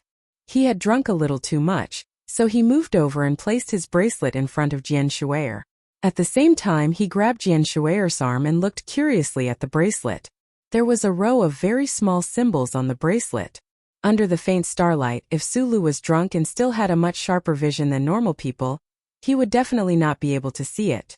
This row of symbols was the ancient alphabet that he had once learned. "Hey Jude, don't make it bad. Take easy song and make it better. Sing a sad song to make the world a better place." Jian Shuier pulled her arm back from Su Li's hand and said with a smile, "So I want to sing? My bracelet also has words engraved on it, but it's a bit old-fashioned, like the stars of virtue." Su Lu poured himself another glass of wine and drank it. Looking at the bracelet on the girl's jade-like arm, He suddenly had a very strange feeling in his heart. Perhaps it was because of many similar experiences and details that gave birth to a sense of closeness? You sing very well. Sulu looked very seriously at the girl in the chair. Looking at her eyelashes that were gradually closing due to drunkenness, he said softly, "You're not a jinx, really?" Jian Shui, who had already entered a drunken stupor, subconsciously replied vaguely, "You don't know. All the disasters and deaths have been with me since I was born. I'm a jinx." After waking up, Sister Tong finished washing up. Then, with a serious expression, she asked the sleepy female assistant and confirmed that the door had not been opened. She turned around and went back to her room. She stared at her watch as if she was looking at a bomb that was counting down. Then she ate 2 breakfasts, drank 3 cups of milk, and did 50 push-ups. She sat in her room and stared blankly for a long time. However, she still could not make up her mind on what to do. Right now it was 4:30 in the morning. She should have been sleeping in bed, but she could not sleep. This was because she knew that the miss invited Sulu to her room yesterday, and it had been so long, but the man still had not come out. This fact made her very anxious. However, even if something happened between this young man and woman, it was the result of the tacit consent or even the indulgence of the elders. Should she interrupt? At this moment, Sister Tong could not help but sympathize with the young master of the Li family, who had not even held the miss's hand. 17 minutes passed. For her it felt like 17 hours had passed. She finally could not wait any longer. If the people on the spaceship found out that Sulu left the miss's room early in the morning, if this matter spread, what would happen to the reputation of the nation's young girls? How could she survive in the literary circle in the future? She took out the spare key and opened the door. When she opened the door, she was slightly relieved because the young miss was sleeping on the bed, and the person she was worried about, Sulu, was looking at the stars in the universe in a daze by the window, holding a glass of red wine with both hands, and there were actually 9 empty bottles on the carpet in the room. Under Sister Tong's murderous gaze, Sulu rubbed his eyebrows awkwardly and walked out of the room. In fact, his alcohol tolerance was not high. The two drank 10 bottles of Katong red wine in one night. Jian Shui was already drunk. He also woke up after getting drunk. He had a terrible headache. He walked through the core area passage with a dry mouth. In the quiet corridor in the early morning, only his voice could be heard. However, when he quietly walked down the gangway ladder, he was shocked by the scene in front of him. His legs turned to jelly and he almost fell. The living area under the ladder was full of people. It was not yet 5 o'clock in the morning. People who were supposed to be resting in their cabins were actually resisting the urge to sleep and waiting for something. Most people had even fallen asleep on the sofa. "He's here! He's here!" Someone shouted loudly. The originally quiet living area was suddenly awakened. Everyone rubbed their eyes and looked at the gangway ladder. A spaceship officer stood up and looked at the military timer in his hand.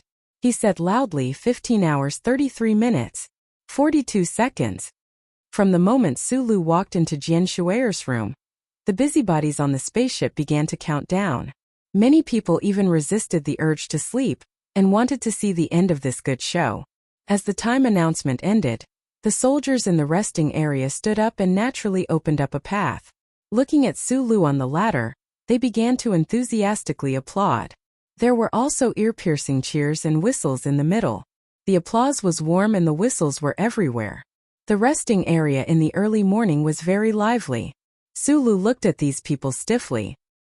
He was even more shocked to find that not only were the busybodies and the men of Group 7 in the resting area, even the highest commander of the spaceship, Captain Yi Xiaotong, was here in person. This female captain with a poker face was holding a cup of hot coffee. She smiled and raised the cup to congratulate Sulu.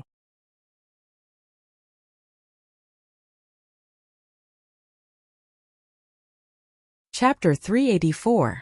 Jian Shui was the one and only national idol in the Federation. She had never deliberately flaunted her purity, but she was a treasure that countless uncles in the universe held in their hands. She was a treasure that they would never allow to be desecrated. To be more precise, those uncles realized that they would never be able to come into contact with this purple-haired little girl. Naturally, they did not want anyone younger, wealthier, or more handsome than them to be able to touch her. Unlike most of the other stars, most of the people in the Federation had watched Jian Shuai first appear on the screen when she was 12 years old. Then she grew up on TV day after day. They watched the lawsuit that rocked the Federation. They watched her grow from a little girl to a young girl, and then she became the most dazzling existence. This kind of long-term interaction and the feeling of watching her grow up made the people in the Federation subconsciously treat her as a family member. It seemed that no one wanted to see this lovely elf grow up, and they were even more unwilling to think that she would eventually have a love life one day. What comforted countless uncles and aunties was that the national girl had never been involved in any scandals. Since she was 16 years old, her private life was still mysterious and pure. Nothing in the world of fame and fortune had affected her, and it was impossible for there to be any melodramatic love story. Under such a big environment, countless people in the living area of the battleship had witnessed it with their own eyes. Sulu, the seemingly ordinary young security director, had actually entered Jian Shuai's boudoir in front of everyone. He had even spent a night there for 14 hours. Looking at the mess in front of her, Captain Yin Xiaotong smiled gently. She did not want to embarrass Sulu too much, so she held the coffee cup and coughed softly twice. The supreme commander of the battleship had spoken. The soldiers in the lounge who wished for the world to be in chaos gradually stopped cheering and whistling. However, they did not stop applauding. Sulu rubbed his forehead awkwardly as he walked down the gangway with an uncoordinated body. Jian Shuai's personal team had already lowered their heads and returned to their own rooms. The soldiers on the battleship and the guys from Group 7 all stood up from the sofa. Everyone deliberately maintained their silence and stood upright, looking straight ahead. Their military postures were solemn as they clapped. It was as if they were welcoming a chief who had come for an inspection, or as if they were welcoming an unparalleled general who had returned from a bloody battle. Being able to pluck the most tender flower in the Federation was no different from winning a great battle. In fact, this fruit of victory was even more attractive. Such a scene would probably only appear on a warship with a dense military aura. If it were any other place, what greeted Sulu would definitely not be the glorious applause and welcome, but countless murderous gazes and hidden weapons that would take his life from the shadows. However, this kind of deliberate welcome hid a meaning that made Sulu feel the most helpless. These bastards! He did not look like a victorious general. With his head lowered, he looked like a deserter. From the corner of his eyes, he saw that many people's faces were almost unable to hold back their smiles, especially Lan Xiaolong and Gu Shifeng. Their faces were already red. After going through untold hardships to quickly walk to the lounge, he let out a sigh of relief. He saluted Captain Yi Xiaotong, who was leaning against the door, and explained with a bitter face, "Don't misunderstand." Captain Yi Xiaotong picked up the coffee cup and took a sip. She shrugged and said, "I'm just here to watch the show. You don't have to explain anything to me." Sulu turned around and looked at the people in the lounge. He smiled awkwardly and said, "Don't misunderstand, everyone." No one paid attention to him. Lan Xiaolong looked straight ahead and clapped with a fixed rhythm. He lowered his voice and said to the men from Group 7, "Although it's definitely very honorable to follow such a leader, but all the good cabbages are taken by him. What are we going to do?" Xiong Linquan was more honest and said, "Didn't the leader say that this was a misunderstanding?" "Misunderstanding my ass." Lan Xiaolong said angrily, "Why don't you let me go and misunderstand Jian Shuai for a night? Besides, didn't you see how lewd that bastard was smiling just now?" Being misunderstood as having a romantic relationship with the nation's girl Jian Shuai was the most beautiful kind of misunderstanding. Just as Lan Xiaolong said, any normal man who encountered the situation that Sulu encountered in the early morning would inevitably feel a little smug in the depths of their hearts, along with an indescribable feeling of sweetness.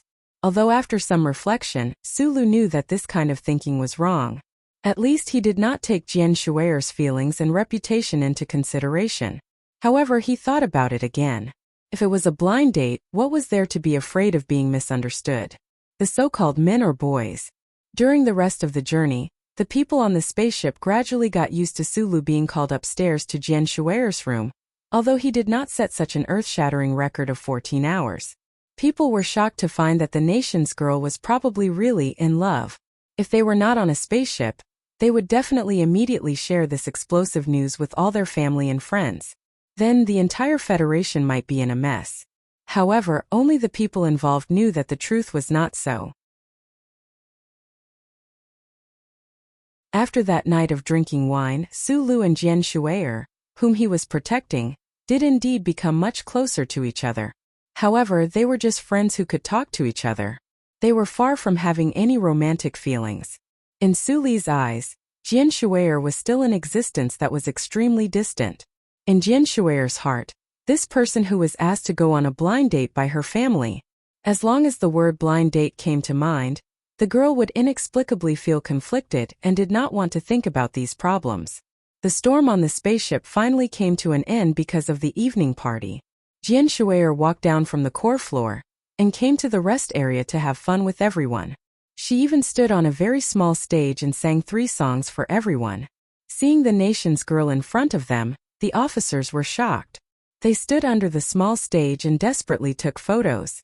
However, they collectively became shy and no one dared to approach her.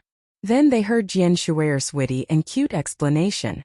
Only then did they truly believe that nothing had happened between her and the small-eyed security chief. It was very strange. When Su Lu said the same explanation, no one would believe it. Instead, they would think that he was a pervert and hypocrite. Jian Shui'er just said it with a faint smile, and everyone on the spaceship believed it from the bottom of their hearts. Su Lu stood in a corner far away from the stage and sipped his milk tea. Looking at the young female celebrity who caused the commotion on the spaceship, a hint of a sincere smile appeared on his face. With Jian Shui'er's status in the Federation, there was originally no need for her to explain anything to these people. This was a request he had made carefully yesterday. He believed that from today onwards no one would bother him again. However, for some reason, after hearing that explanation, he felt a faint sense of regret in his heart. After the evening party, Jian Shui'er once again boarded the control hall on the highest floor of the spaceship, causing another commotion. Although the officers on duty could not leave their posts, they could not help but turn their heads from time to time to look at the purple-haired girl sitting in the captain's seat. Su Lu, who was standing behind Jian Shui'er, was even very worried at this moment. If a meteorite appeared in front of them, would no one be able to detect the alarm of the spaceship's central control system, and he would be knocked over? This was a very symbolic scene. Jian Shui'er's most distinct image in the Federation was that of the young female spaceship commander in the dark brown lieutenant colonel uniform. Today, she was really sitting in the captain's seat. If the reporters could take a photo of this, they would definitely be able to exchange for a large apartment in the port city. This was definitely against the Federation military regulations, but Captain Yi Xiaotong only watched from the side gently and even explained how to operate Jian Shui'er. No one on the spaceship was willing to spoil the mood and raise any objections. If I were the military police, I could have arrested you just now. Su Lu looked forward and said softly. Jian Shui'er, who was sitting in the captain's seat, did not turn around. She only said softly, I used 1.5 years to get my graduation certificate from the Battleship Command Department of No. 1 Academy. I'm not breaking any rules by sitting here. The National Maiden's rebuttal had a little bit of pride and smugness, but then her voice became light. It's a pity that perhaps I will never be able to truly command a spaceship in my life, even if it's a retired feather rank. Su Lu was shocked at first, but then he felt the trace of sadness in her words and fell silent. Jingwei 2 was the second satellite orbiting a giant planet. This small planet was not the main administrative planet of the Westwoods region, but it was the most suitable planet for human habitation in the region. The oxygen content in the air was very suitable. Because of the distance from the star and the gravitational force of the giant planet, the day and night were a little chaotic, but the climate was very pleasant. At the edge of the grassland where the planet shone for the longest time, there was a large manor. It was the ancestral property of the Zhong family in the West Woods. On this day, at the outer space base of the manor, a handsome young man of about 25 or 26 years old threw away the golf club in his hand and looked at the subordinate beside him in disbelief. He said, You said, Jian Shui'er is coming to the West Woods? My favorite Jian Shui'er? Why didn't I know? I heard it's a concert for the military. It was arranged by the military. The news just came from the ancestral home. A trace of ruthlessness flashed across the young man's face. He said, "Arrange a spaceship immediately. I want to go back." "Yes, young master," the subordinate said hesitantly, "but it's said that Miss Jian Shuer's team will only stay on the main planet for 3 days. I don't know if it's in time." "Of course it's in time." The young man spread out his hands and looked at the star in the sky and the vast edge of the main planet. He took a deep breath and said with great fascination, "I've been locked up in the West Woods. I can't go to the capital ring. Now that Jian Shuer is here, of course I have to give her the warmest welcome and let her stay by my side forever." The subordinate wanted to persuade him, but when he thought of the cold and barbaric character of the young master, and that the one in the ancestral home had gone to the front line, he could only keep quiet and began to sympathize with the national girl who is popular across the universe. "Today is Christmas Eve, so I'm going to eat and watch a movie with the leaders. I didn't mention a certain someone this time." "You guys are not going to ask me to kneel on the keyboard again, right? Horizontal."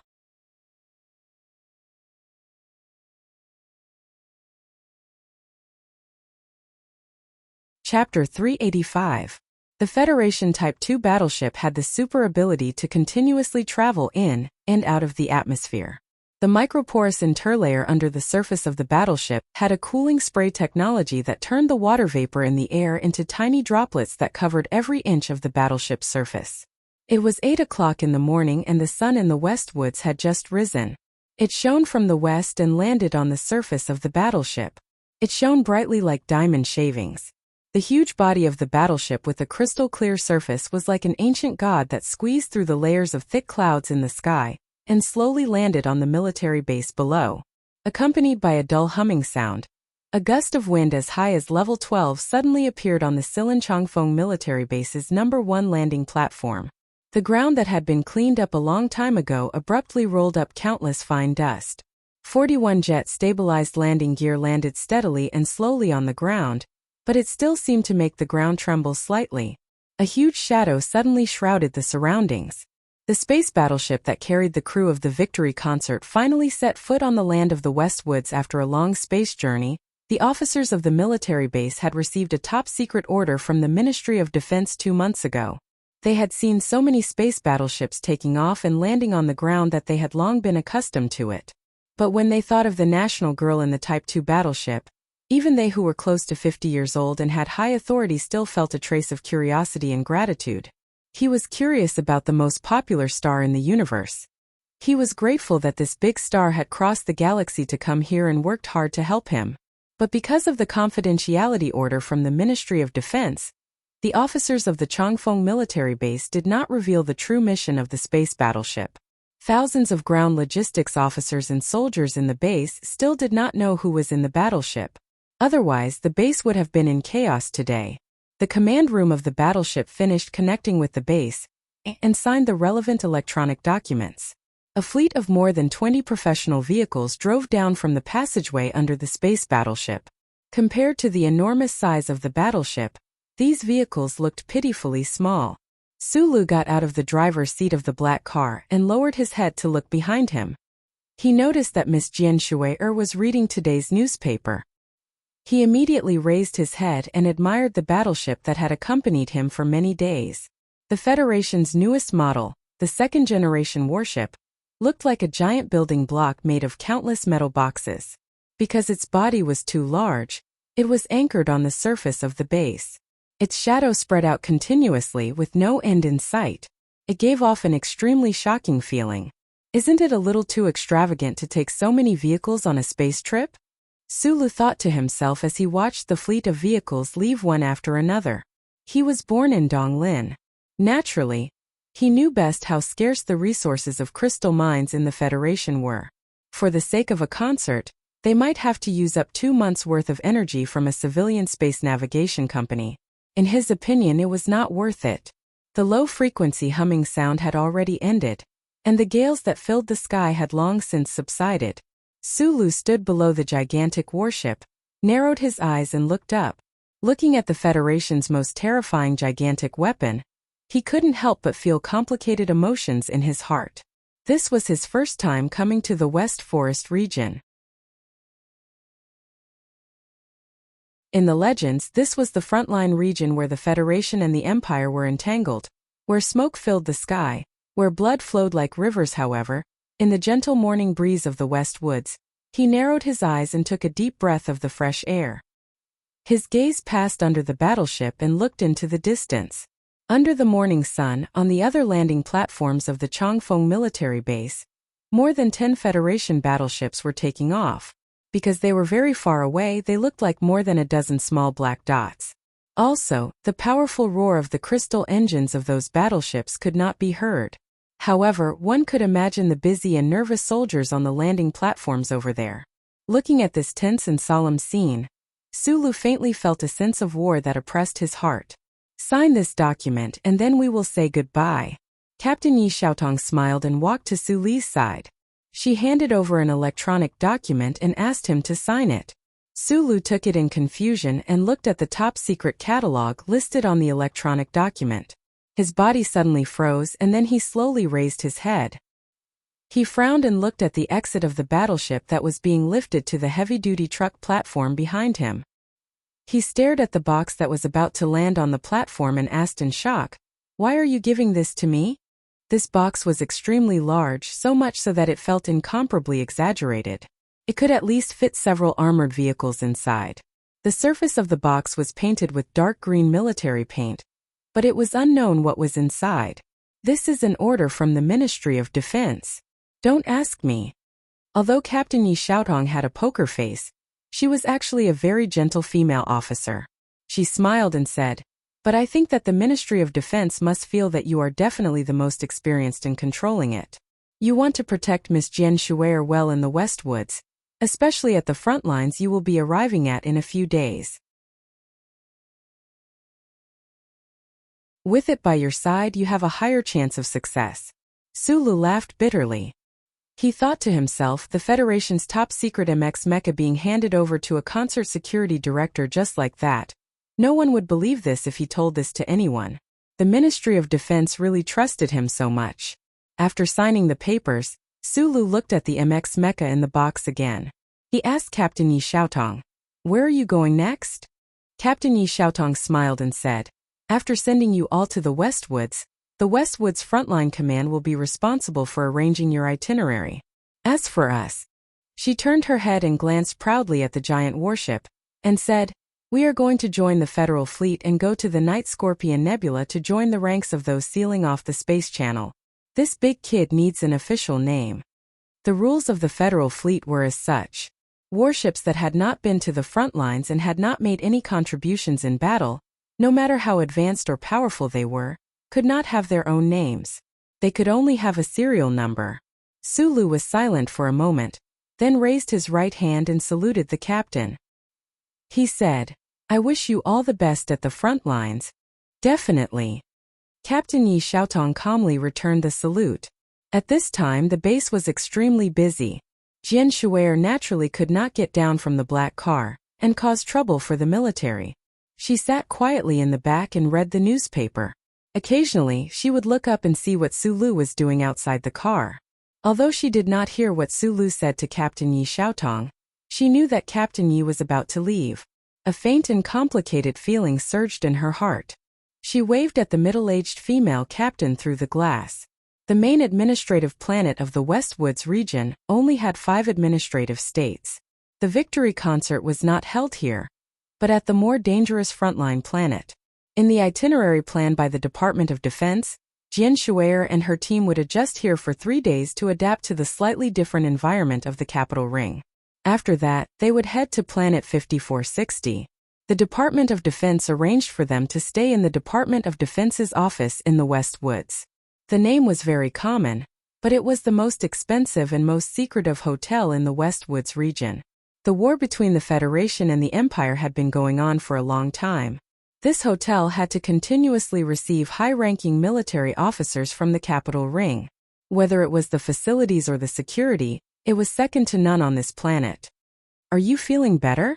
Sulu asked with concern. He let the car's central control system automatically adjust the oxygen content in the car and the massage system of the seat.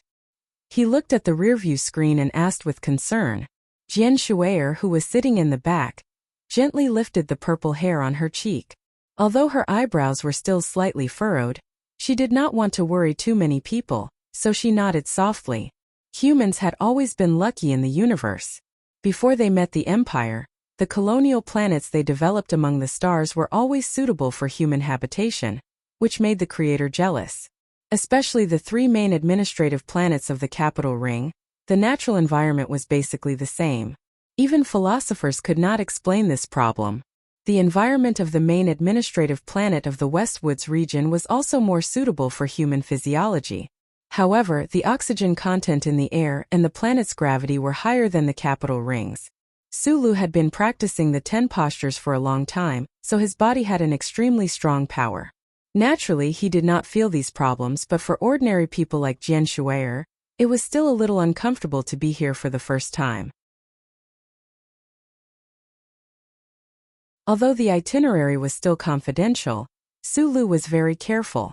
Just like when he left the villa on MT Autumn, he and Jian Shuier sat alone in this inconspicuous black car, while Sister Tong sat in the Silver Fox. He did not really expect to be able to fish in troubled waters, but he always cautiously hoped that if something really happened, everyone would have more time to react. The main administrative planet of the Westwoods region was still very far away from the real front line. Originally, they should not be as cautious as they were now, but for some reason, Sulu always felt that there was a shadow in his heart. Perhaps it was because the Department of Defense had actually thrown an MX next to him, or perhaps it was because, after drinking that day, Jian Shuier kept saying that he was a jinx. He shook his head, laughed at himself, and threw this nonsense to the back of his mind. However, almost at the same time he shook his head, the car radar next to the steering wheel suddenly emitted a sharp warning sound. Jian Shuier, who was sitting in the back, was gently rubbing between her eyebrows when she suddenly heard the sound. She could not help but be startled and asked, "What's wrong?" "Nothing, there's a small problem with the sound system. I was going to play a piano piece for you." "No need," Jian Shuier said with a smile. Sulu said calmly, but his eyes were already fixed on the car's holographic screen. The central control system made the identification in a very short time. The alarm was not triggered by a high-speed positioning long-range weapon, nor was it due to the approaching aircraft. Instead, it was due to the appearance of a dangerous high-speed object on the right side of the road. It could be a car that was chasing after the convoy, but its speed was terrifying. The news that Jian Shuier had arrived in the Westwoods on a spaceship should still be confidential. If the other party was really coming for the convoy, it could only mean that the news had already been leaked.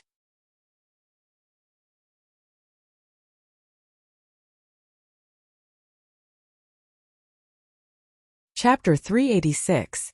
This was a special highway leading from the Changfeng military base to the state capital. Because countless tons of military equipment had to be transported and deployed through this special highway all year round, the design of the road had an astonishingly large load capacity.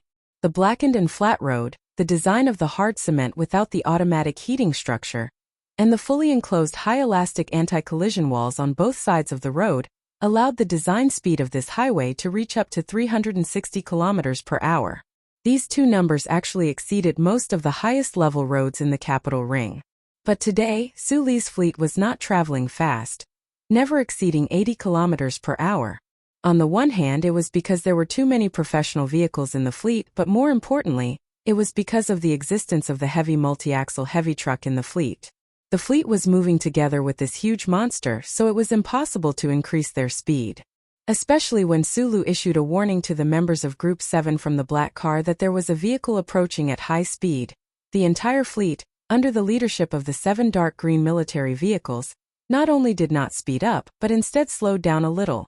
Fortunately, the officers of the Changfeng military base had done traffic control on the special highway in advance.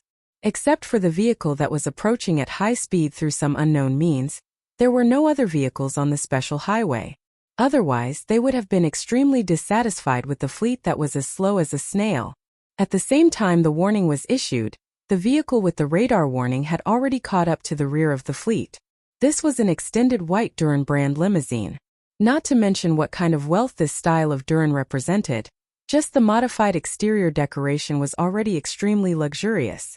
On the black highway in the morning, it was like a group of treasures whistling through the air. Sulu put on his sunglasses again and didn't turn his head to look. He also didn't immediately get his subordinates to react violently.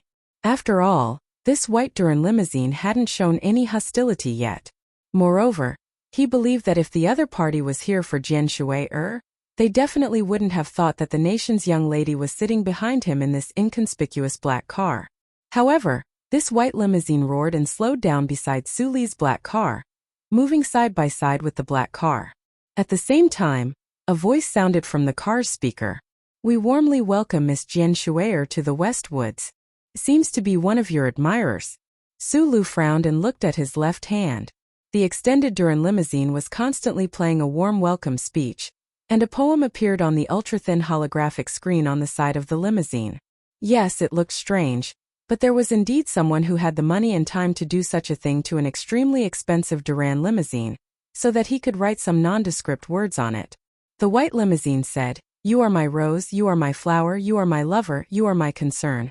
Underneath this naked confession was the signature of the owner of the car, Ziqi. Respectfully, "I hope to meet Miss Jian Shui today and have a good time together." Jian Shui opened her eyes wide and looked at this scene curiously. When she saw what was written on it, she couldn't help but frown slightly. She lowered her voice and muttered, "Vulgar." "It is indeed vulgar." Sulu nodded in agreement. This should be a new poem by a certain Academy poet of the Federation. It was not a pear blossom style, but it was better than a pear blossom style, and it was disgusting. But for him, disgust was a small matter, and the vigilance in his heart grew stronger. How did that car break into the special traffic control lane? And how did it know that Jian Shui was in this black car? Do you know this, Mr. Ziqi? No. How do you want to deal with this? Sulu looked forward and asked. You deal with it. Jian Shui gave a simple answer, and then continued to read the newspaper with her head down. It seemed that she trusted Suli's ability to deal with this kind of trivial matter. Although this was the first time she had left the capital ring, in the short 19 years of her life, she had encountered many strange and unusual things. Sulu narrowed his eyes and looked at the strange car on the side of the road. Through the car system, he said softly, "The itinerary has been exposed. Now we will merge." The special road out of the base was a one-way 3-lane road. Following Suli's order, the snake-like convoy gradually separated. Several military vehicles controlled by Group 7 moved to the side of the road, allowing the black car to enter the middle of the convoy. At the same time, 3 military vehicles quickly moved to the back, blocking the white limousine behind the convoy. Sulu did not relax. Instead, he narrowed his eyes and looked at the heavy truck not far in front of him that was moving slowly between the convoy. The multi-axle truck was more than 30 meters long, and on it was a large box about 4 meters tall. It looked abnormally heavy. In the entire convoy, only he knew what was inside the box. Although he was Jian Shui's head of security and would definitely put the safety of this nation's maiden first and foremost, that box contained the MX Mecha. The car behind might belong to one of Jian Shui's wealthy admirers, but the various suspicious points still made him cautious.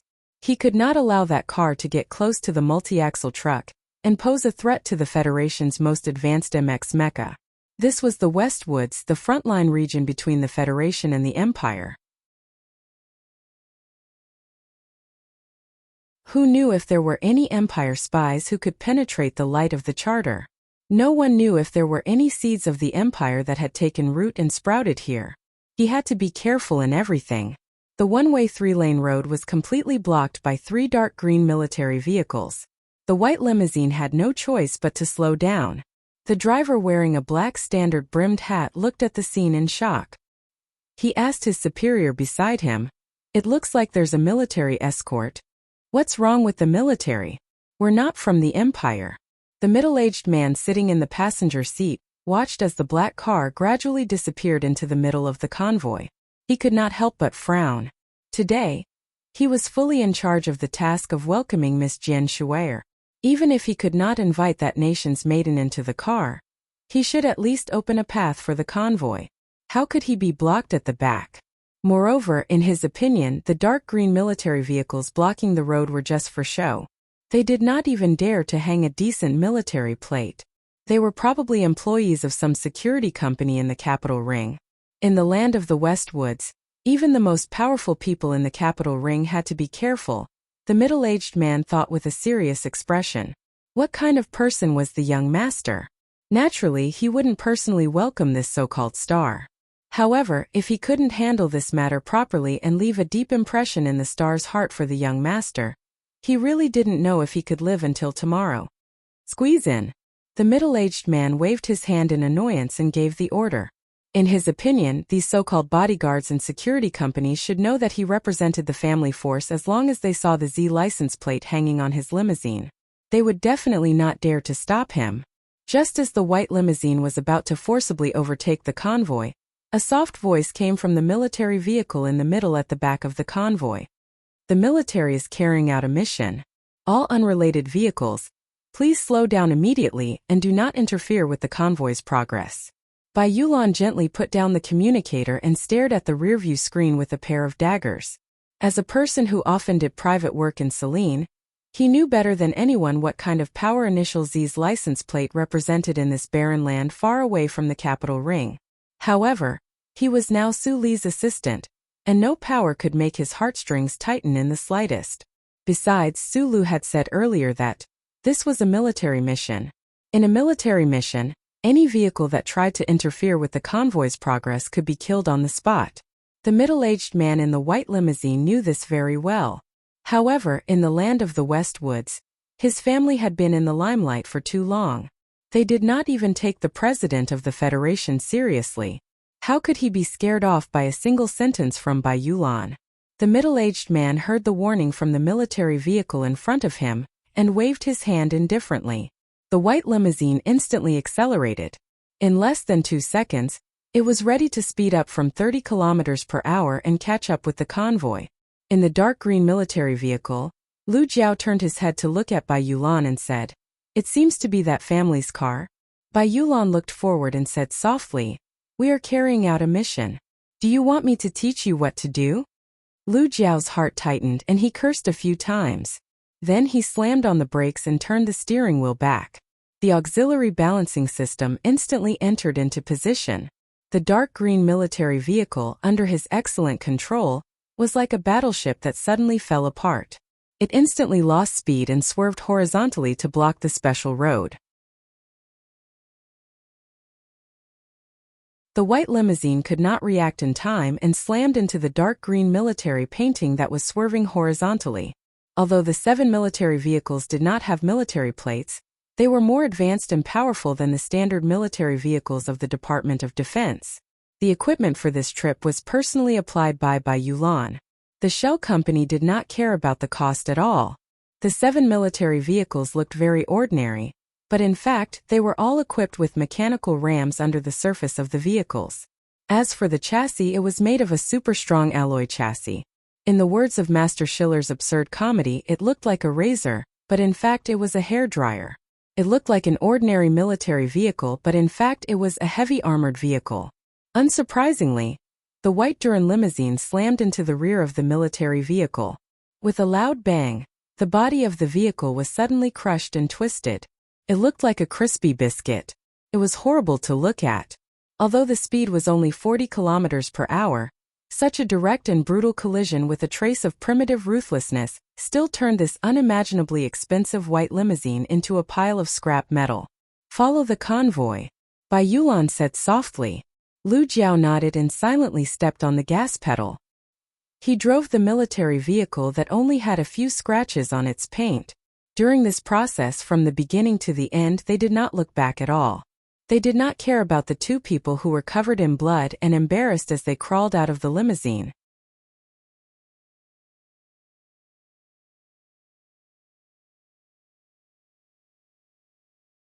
Chapter 387.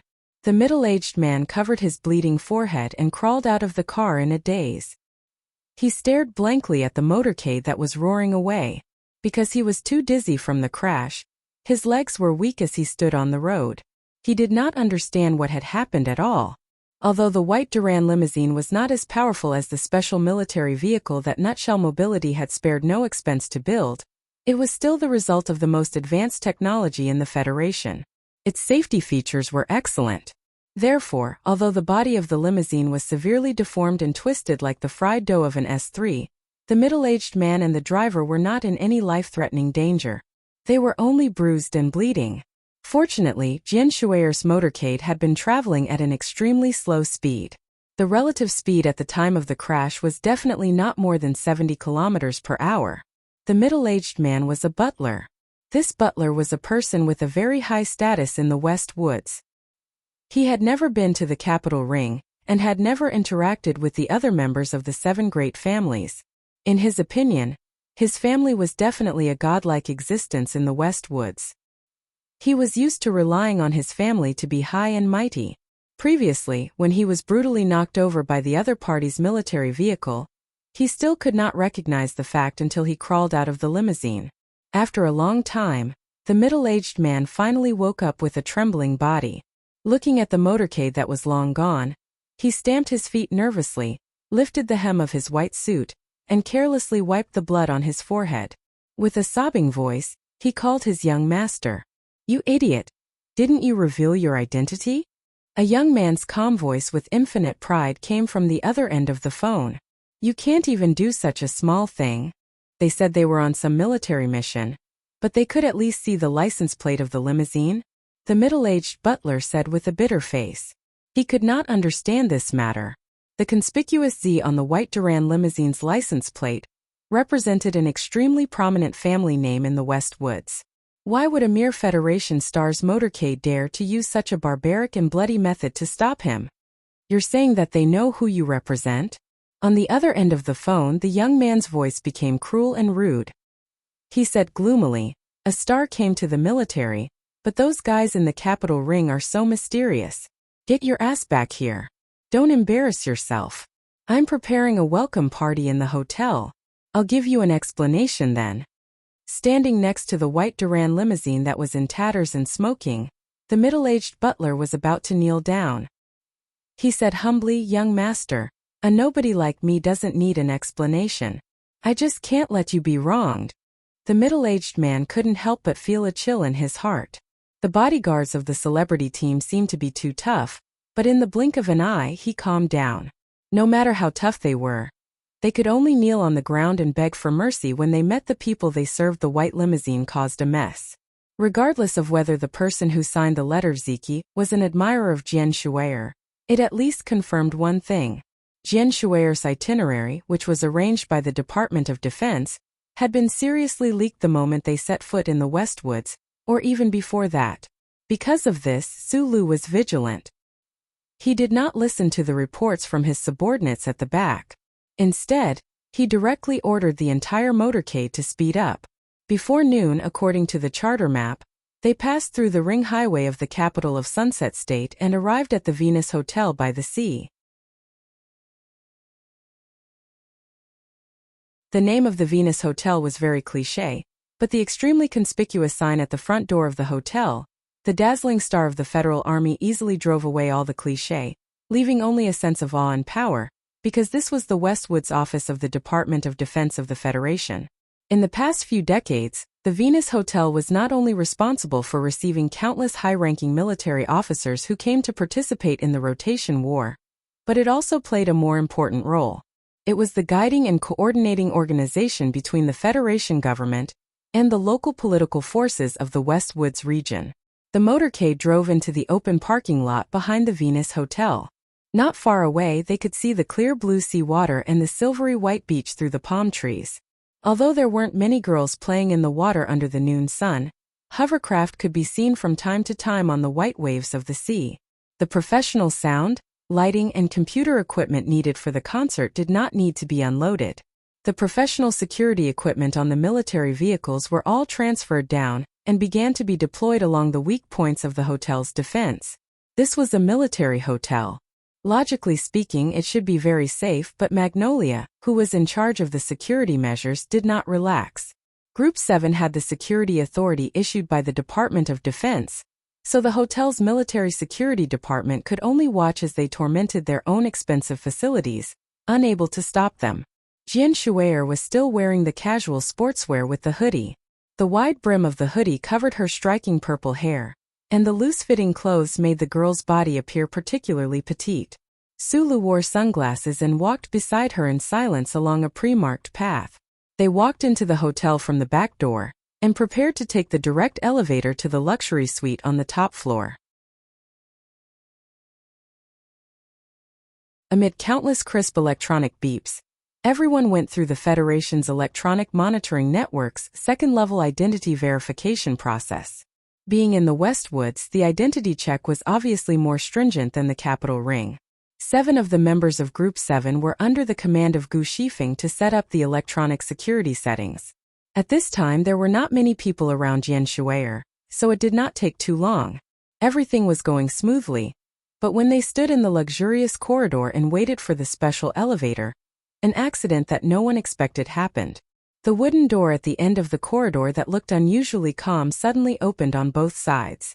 Pleasant music and warm applause poured in with a whoosh. The music suddenly started and Sula quickly moved.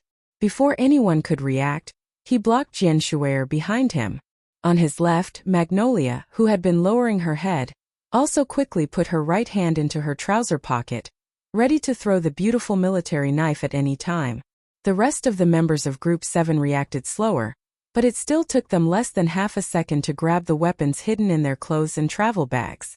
"Welcome to the Westwoods, Miss Jian Shui'er." An MC's enthusiastic and excited voice came from outside the door. Then the music stopped, and thunderous applause came from the hall at the end of the corridor. Dozens of men and women in luxurious clothes smiled and walked to both sides of the door, as if they were lining up to welcome something. Sister Tong's face was gloomy. She stared at the reception officer of the Gold Star Hotel and asked, "What's going on?" Jian Shui'er had originally come to the Westwoods secretly. The venue of the Victory concert was far away on the terrifying planet at the front line, so the route and itinerary should have been kept a secret. However, she was discovered as soon as she left the military base. At this moment they had been preparing to quietly go upstairs to rest, but someone had found out in advance and prepared a welcome reception in advance. If the reception officer of the Gold Star Hotel had not leaked the secret, how could the host of the reception have calculated the time so accurately? No wonder Sister Tong's eyes were murderous at this moment. "Hello, Miss Jian Shui'er. Today's reception is specially organized for you by our friends in the Westwoods. I hope you can do us the honor." At this moment a young man, accompanied by a few elders, walked through the door and came in front of everyone. The young man's face was handsome, but his slightly large nose was a little dazzling. He was wearing an expensive, custom-made garment from the Gu clothing store in Hong Kong. He looked very refreshing. When he saw Jian Shui'er surrounded by the crowd, Jian Shui'er was wearing a hat and sportswear. She kept her head down and didn't say anything. He couldn't see anything at all. The greed and amazement in his eyes gushed out and couldn't be concealed. In fact, this young man who had come from Wei Air did not care to hide the greed in his eyes at all, because he had this privilege in the Westwoods. The few older men beside this young master introduced themselves. One of them was actually the governor of the Sunset region, and the other was the vice chairman of the West Forest region's management committee. They were all very important people. The young man smiled and walked in front of everyone. He did not think that Jian Shui'er would reject his invitation at all, because the reception had already started and countless guests were waiting, and the people who came with him were all big shots in the Westwoods political circle. Whether it was in terms of appearance or ostentation, Jian Shui'er, even if she was the most popular national girl in the universe, she could not just leave under such circumstances. So he gently reached out and wanted to shake Jian Shui'er's hand in a very gentlemanly manner. It would be best if he could give her a Westwood-style kiss on the hand. However, his hand was gently pushed away indifferently. Sula glanced at Jian Shui'er and saw her slightly shake her head imperceptibly. He did not pay any attention to the young man who was approaching him and directly said to the reception officer of the Gold Star Hotel, "I think you need to explain to the Department of Defense." Then he very naturally pushed away the hand that came out of nowhere, and was reaching for his blind date. "I'm very sorry, Miss Jian Shui'er is tired. She won't be joining the reception." Sulu looked at the people in front of him and said politely. He said it matter-of-factly, and the expressions of the big shots in the Westwoods also changed. especially the young man. His smile became cold as he looked at Sulu and said, "Who are you to make decisions for Miss Jian Shuer? I'm the head of security, and I'm on a military mission." The young man raised his eyebrows and smiled slightly, as if he had heard something very interesting. Then the smile on his face gradually disappeared, and he said coldly, "Do you know who I am? In the West Woods, someone actually dares to use a military mission to scare me?" Behind him, the Sunset Governor and the Deputy Speaker were expressionless, but their eyes revealed the same mockery. They thought to themselves, who in Silan's territory doesn't know that this young man's family represents the Federation's army? Who is he? Sulu was startled and turned around to ask Sister Tong. He really did not know the identity of this young man. Sister Tong shook her head. Everyone accompanying them shook their heads, and Lan Xiaolong even shrugged to express his confusion. Only Bai Yulan leaned over to Su Li's ear and whispered a few words.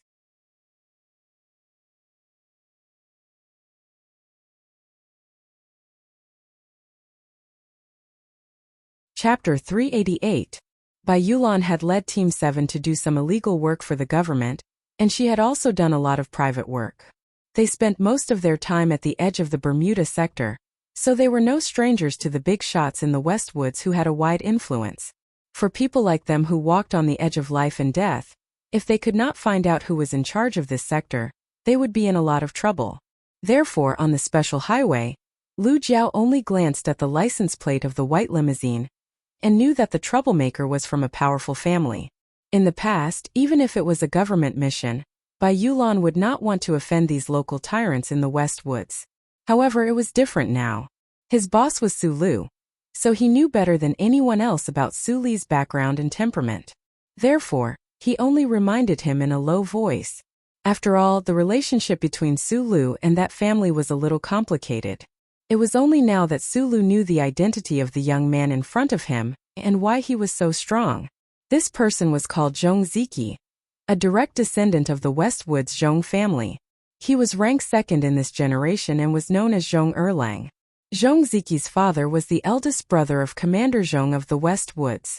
When he was 3 years old, the eldest son of the Zhong family suddenly passed away. His mother was the only one left, and his only brother was sick all year round. Although Commander Zhong of the West Woods was an untamed tiger in the eyes of the big shots in the Federation, he was very fond of and valued this nephew of his. The current situation of the West Woods Zhong family had always been very delicate. As the heir, Zhong Huiyan had been growing up and studying in the Federation. Most importantly, she was a girl after all. Seeing how much Zhong Laohu doted on this nephew of his, many local forces in the West Woods had been speculating whether the West Woods Zhong family would fall into the hands of this young man in the future. Because of this unspoken speculation, countless branches of the West Woods Zhong family were very close to and respectful of this young man. In this sector, the Zhong family held the economic and military power, and even the Federation government did not care. It was like an independent warlord family. Being highly respected in this kind of family, Zhong Ziqi was naturally successful in every endeavor. In this life, no one dared to go against his will, and he developed a domineering and cold temperament. Thinking of the inscription on the white limousine, Sulu shook his head. After knowing the identity of the young man in front of him, many of the questions he had after coming to the West Woods were answered. The Zhong family had been stationed in the West Woods for generations. For tens of thousands of years, this family had already controlled most of the military and economy in this region. Whether it was the Chongfeng military base or the Venus Hotel, they were nominally managed by the Ministry of Defense, but who knew how many of the officers working there were from the Zhong family? In this sector, there was no secret that the upper echelons of the Zhong family did not know, even if it was a secret mission of the federal military. Therefore, the other party was able to know Jian Shui's itinerary clearly. In the past few years, Sulu had been in contact with the 7 great families. These terrifying families did not have much of a sense of mystery in front of him, and he could not feel the thunderous power of the 7 great families like the ordinary citizens of the Federation. Through today's encounter, he once again truly felt the true power of the 7 great families. A random young master chasing after a celebrity could actually get the cooperation of some powerful people in the military base and the West Office to accompany them.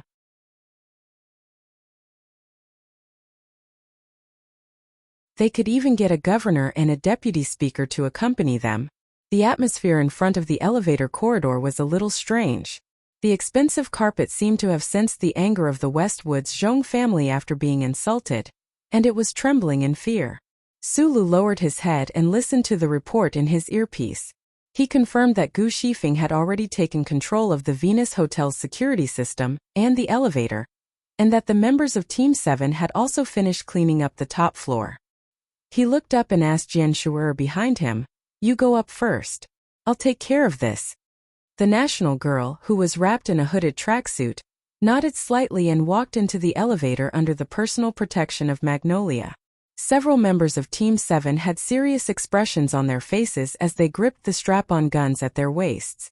Although they did not point their guns at the open door, the feeling of being unapproachable was clearly displayed.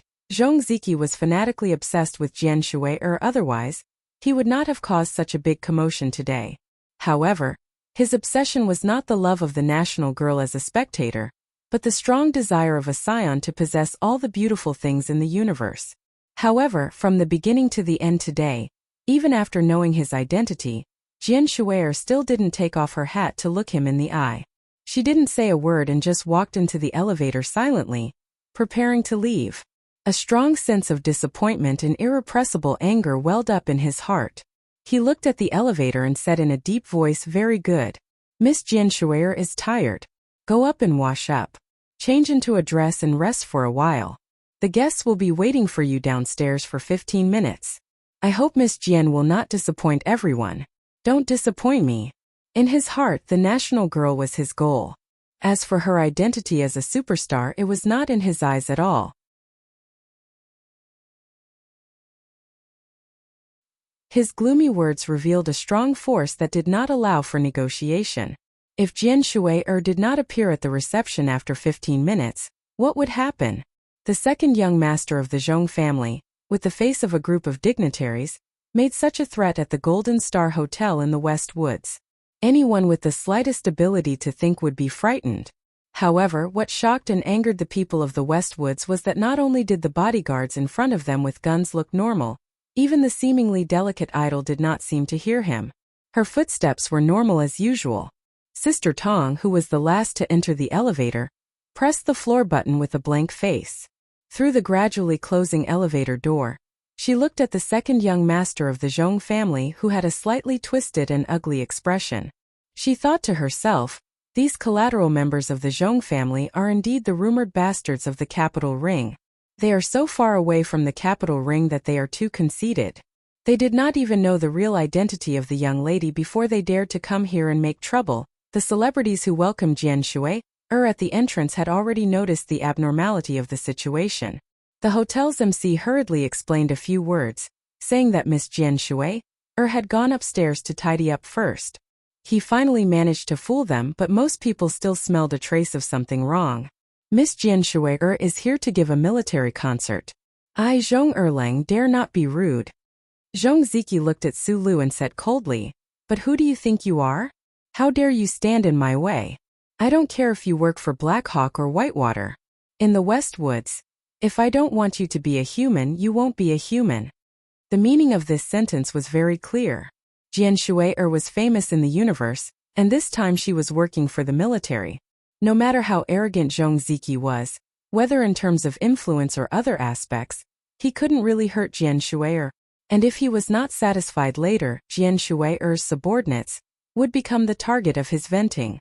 Sulu lowered his head and covered his ears, listening to the situation report from the intercom system. After confirming that Jian Shuer had safely entered the room, he looked up and saw the second young master of the Zhong family and several political bigwigs walking into the hall. He felt that the situation was a bit tricky. Of course, he was not afraid of this playboy, even if he was the favorite nephew of the tiger. He was Jian Shuer's security director, but after that night of drinking wine, the relationship between the two had some subtle changes. Jian Shuer would definitely not attend this banquet. Would Zhong Ziki dare to go upstairs and snatch her away in public? If this shameless and absurd scene really happened, Sulu didn't mind teaching these local tyrants a lesson. The reason why he felt it was tricky was because he didn't know how to deal with the second young master of the Zhong family. When it came to fighting and killing, he was not soft-hearted at all, but he had always been close to the Zhong family in the West Woods. Not to mention little Watermelon and that lady just a few months ago, Commander Zhong firmly asked the president to pardon him, so he owed him a big favor. Was he going to beat up Commander Zhong's favorite nephew until he was paralyzed? Let me make a call. He took off his sunglasses and stood at the door of the hall, listening to the Zhong family's relatives, politicians and military officers. Their words were full of ridicule and presumptuous ridicule. His mood gradually sank, and he took the military encrypted satellite phone from Lan Xiaolong. Westwoods was too far away from the capital ring, so the phone took a long time to connect. It would take even longer for both sides to synchronize the call. The people who showed up at the welcome reception were all close friends of the Zhong family. The adult men who held important positions in various parties didn't show up, but the ladies and their friends did. After waiting for 15 minutes, the crowd still didn't see the appearance of the national girl. Gradually, their faces turned ugly, and they felt that they were greatly disrespected. In short, in the eyes of these powerful people in the Westwoods, Jian Shuer was just a star. They only showed up out of curiosity and to give face to the second young master of the Zhong family. Who would have thought that the star dared to disrespect them? Second brother, is Jian Shuer still coming down? Isn't this a bit too extravagant? A lady from a collateral branch of the Zhong family stood up angrily, her eyebrows raised, and said in a sharp voice. Sitting at the front table of the reception, Zhong Ziki looked at his watch with a gloomy face. After confirming that the time had passed, he took a deep breath and said to Sulu as calmly as possible, "Let her come down and sing 5 songs. After that, you can serve her tea and apologize. I'll forgive her for her rudeness." In Zhong Ziki's opinion, the fact that a mere star had left countless relatives and officers of the Zhong family of the Westwoods hanging downstairs and didn't let her serve them tea and apologize was enough to show his love and tolerance. That's right. Our Zhong family has been guarding the border for generations for the Federation. Even if we don't contribute, we still work hard. We've all shed blood on the front lines. How dare she leave us hanging here? Isn't singing for us a service to the army? An officer said in a deep voice. Sulu looked at the reception and thought that even if Jian Shuer had no choice but to agree, he wouldn't allow her to sing in this kind of place. Seeing that Jian Shuer's security personnel didn't seem to hear what he said, Zhong Ziki's face became even uglier. The lady from the Zhong family was even more angry and shouted, "Isn't she just a little star? Why are you so smug? Our Zhong family is giving you face and you don't want it. If you push me too far, I'll call the soldiers upstairs and drag you down." Sulu raised his eyebrows. Just as he was about to fly into a rage, he suddenly heard a thunderous roar coming from the main entrance of the Golden Star Hotel's reception hall. "Drag your mother's ass."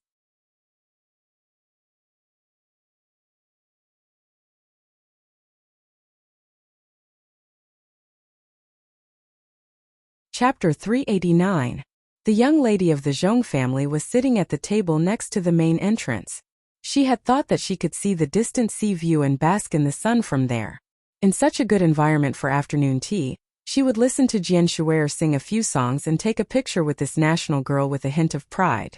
In the future, she would be able to flaunt it to her friends. Look, even when Jian Shuer comes to the Westwoods, she has to curry favor with her first. Unfortunately, her performance was too radical and ungentlemanly. Furthermore, the table she had chosen was a little too close to the main entrance, so the thunderous roar rang directly in her ears. "Drag your mother's ass." The shout exploded at the entrance of the Golden Star Hotel's magnificent hall. It carried with it the aura of metal and stone. It was extremely vulgar, but it was also extremely forceful. It shook the floor-to-ceiling windows slightly, and the empty glass in front of the young lady of the Zhong family shattered on the snow-white tablecloth with a buzzing sound. The violent roar still reverberated as a young officer strode in with 3 subordinates. The few of them walked with the wind like a magnificent army. No one dared to stop them. Countless pairs of eyes were attracted to them. The celebrities at the reception were extremely shocked. What kind of courage did one have to be able to shout so loudly? The young officer was tall and sturdy, and his tight military uniform seemed to contain infinite power. However, the facial features on his face were cold and gloomy, with a trace of youthfulness that had not completely melted away. His face and body formed an extremely clear contrast. That was because he was not yet 18. Even though he had the fierce reputation of being invincible in the army, he was still a youth after all. Most of the guests at the Golden Star Hotel recognized his identity with just a glance. However, they did not understand why this terrifying madman would appear at Jian Shui's welcome reception. The young lady of the Zhong family was scared out of her wits by the roar. Her face was pale. Her fragile and proud heart had long shattered along with the glass in front of her. She frowned in fear and looked at Zhong Ziki in front of her. Her voice trembled as she looked for the last bit of support in her spirit. Second brother. To my ass. Madman Li coldly turned his head to look at this boring woman. His brows furrowed as he scolded. That brother of yours is really stupid. The delicate young lady of the Zhong family looked at the tall and strong military officer who looked like a savage. Looking at the cold killing intent on his face, she could no longer bear the mental torture. Her eyes rolled back and she directly fainted, falling into the arms of her boyfriend. Her boyfriend recognized Madman Li's identity, so he didn't dare to stand up and say anything. With a pale face, he hugged her and hurriedly retreated. Madman Li, you scared my cousin until she fainted. Do you think you're very capable? Zhong Ziki was annoyed at this time. Suddenly, Madman Li came to disturb his mood. He became even more angry and asked, "What are you doing here?" Li Feng's expression darkened as he walked towards Zhong Ziqi. His strides were extremely large, and in a flash, he was already in front of Zhong Ziqi. Looking down at the Zhong clan's young master, Li Feng gritted his teeth and said coldly, "What do you think I'm doing here?" Zhong Ziki only felt a gust of strong wind blowing in his face, and then Madman Li's body was like a mountain blocking his sight. Feeling the fierce intent, his body couldn't help but stiffen. He forced himself to hold on and said coldly without showing any weakness, "Who knows what you're here for?" Su Lu was still waiting for the call to connect. He suddenly found Li Feng at the scene. He couldn't help but be surprised. When he found that Zhong Ziki didn't seem to be afraid of Li Feng, he was even more surprised. It must be known that in the capital ring, the second generation of the 7 families had always avoided Li Feng. "You're also here for Jian Shui?" Zhong Ziki suddenly thought that he had understood something. He sneered and said, "Are you going to stand up for her? This world is really strange. As the successor of the war god, you actually want to learn from the adults and fight for a woman?" When Li Feng heard this, his eyebrows gradually rose. A cold smile appeared in his eyes, as if he had heard something very funny. Li Feng, the only grandson of the war god Li Pifu, entered the army at the age of 12 and became the youngest lieutenant colonel in the history of the Federation at the age of 16. No one dared to talk about this inconceivable promotion speed behind his back. On one hand, it was because the Federation respected the Lees of Philadelphia. On the other hand, it was because all his military achievements were earned through real battles. Every change on the epaulets of his military uniform was made by the blood of the Empire's special mecha soldiers. The Ministry of National Defense had done statistics before. In the battle against the Imperial Expeditionary Force and the battle against the Empire Special Mecha Battalion on the mineral planet near Bermuda in the Night Scorpion Nebula, Lieutenant Colonel Li Feng of the 1st Military Region Special Mecha Battalion had already killed 117 Empire's ace mecha pilots. Who could compare to such a heroic and valiant military achievement? At this time, in the banquet hall of the Golden Star Hotel, Madman Li and Zhong Ziki were facing off. The relatives of the Zhong family, the politicians, and the officers were very nervous, but no one dared to ask anything. The Zhong family was the local tyrant of the Westwoods, but everyone knew the position of this young officer in the hearts of the citizens of the Westwoods. After entering the army for almost 6 years, other than the 2 months he spent at the beginning in S2 Mountain Ring, Li Feng had spent most of his military career on the big and small planets in the Westwoods. The citizens of the Westwoods respected and revered him not only because he was Li Pifu's grandson, but also because he was Madman Li. He was the Madman Li who entered the battlefield at the age of 12, and threw his most precious youth into the bloody and deadly battlefield. He used his blood and sweat to defend the Westwoods against the invasion of the Empire. During his years in the Westwoods, the Zhong family of the Westwoods naturally had to secretly take care of this young genius officer. Li Feng was no stranger to the young people of the Zhong family. Zhong Ziqi suppressed the sliver of nervousness in his heart that made him very unhappy and looked coldly at Li Feng. He knew very well that this malignant star in front of him was not really crazy, so he was sure that the other party would not dare to make a move against him. Am I right? Zhong Ziqi laughed coldly. He looked at Li Feng, who was close by, and said, if you like Jian Shuier, then just say it. Let's compete fairly. Don't play this game with me. I've already told you that this little star is mine. Even if I have to throw away my old shoes in the future, I won't throw her to you. Hearing these words, Li Feng smiled, but the smile in his eyes was somewhat cruel. Su Lu, who had been watching this scene from the side, suddenly felt his heart jump. From this smile he sensed Li Feng's true anger. He didn't know where Madman Li's uncontrollable anger was coming from, but looking at the forcefully composed face of the second young master of the Zhong family, he couldn't help but sigh slightly. This kid and Lin Dohai could be said to be the two most useless prodigals of the 7 great families of the Federation. Li Feng's smile gradually faded. His young features were completely emotionless. He raised his hand and, without hesitation, slapped Zhong Ziqi across the face. The slap was loud and clear. The left side of Zhong Ziqi's face quickly turned red. He covered his cheek and stared in disbelief at Li Feng in front of him. He didn't know why the other party dared to make a move in front of so many people. Li Feng raised his hand and silently slapped down again. This slap was even louder and heavier than the previous one. Zhong Ziqi gave a muffled groan. Blood flowed out from the corner of his mouth as he fell onto the snow-white tablecloth. As he prepared to struggle to get up, Li Feng coldly grabbed his throat and held him down firmly. With this sudden change, the people sitting in the banquet hall of the Venus Hotel could no longer sit still. They couldn't just watch the second young master of the Zhong family get beaten up like this. Although the person who beat him had a great background, this was after all the Westwoods, the territory of the Zhong family. Even the officers who respected Li Feng hurried over. These officers knew how powerful Madman Li was and nervously reached for the guns at their waists. Of course, they didn't dare to kill the only grandson of the war god on the spot. But if they didn't have guns, they were very worried that Li Feng would slap Zhong Erlang to death. However, Li Feng didn't give them a chance at all. He casually took out the gun at his waist, loaded it with a click, and coldly aimed it between Zhong Ziqi's eyebrows. He turned around and said to the nervous officers, "Whoever takes one step forward, I'll shoot him. Lieutenant Colonel Li, don't do anything rash." The governor of Sunset State hid behind the soldiers in fear and waved his hands in fear. He originally wanted to support the second young master of the Zhong family and see the national idol, but he didn't expect to see such a frightening scene.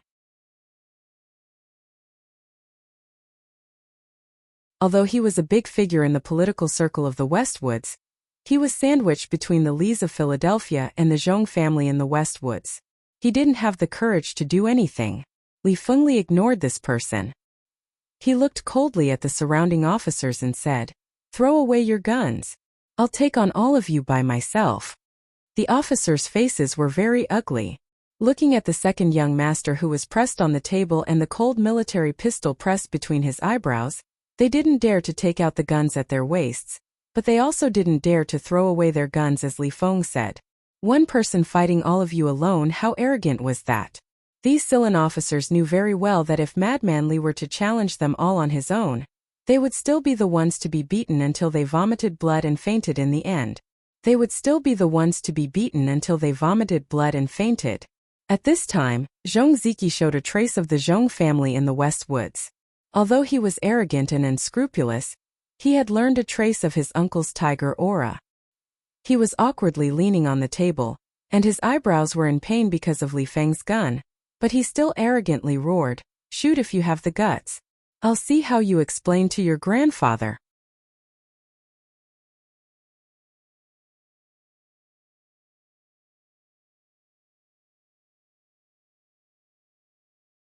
Chapter 390. Just like Su Li's previous doubts, the sons of the aristocratic families and the descendants of the politicians in the capital ring, no matter if they were in Linyuan or somewhere else, would avoid Madman Li who had just returned from the front line. This was because Li Feng exuded the aura of an iron-blooded and barbaric soldier. He never cared about rules and only cared about his fists. However, the Westwoods was different from the capital ring.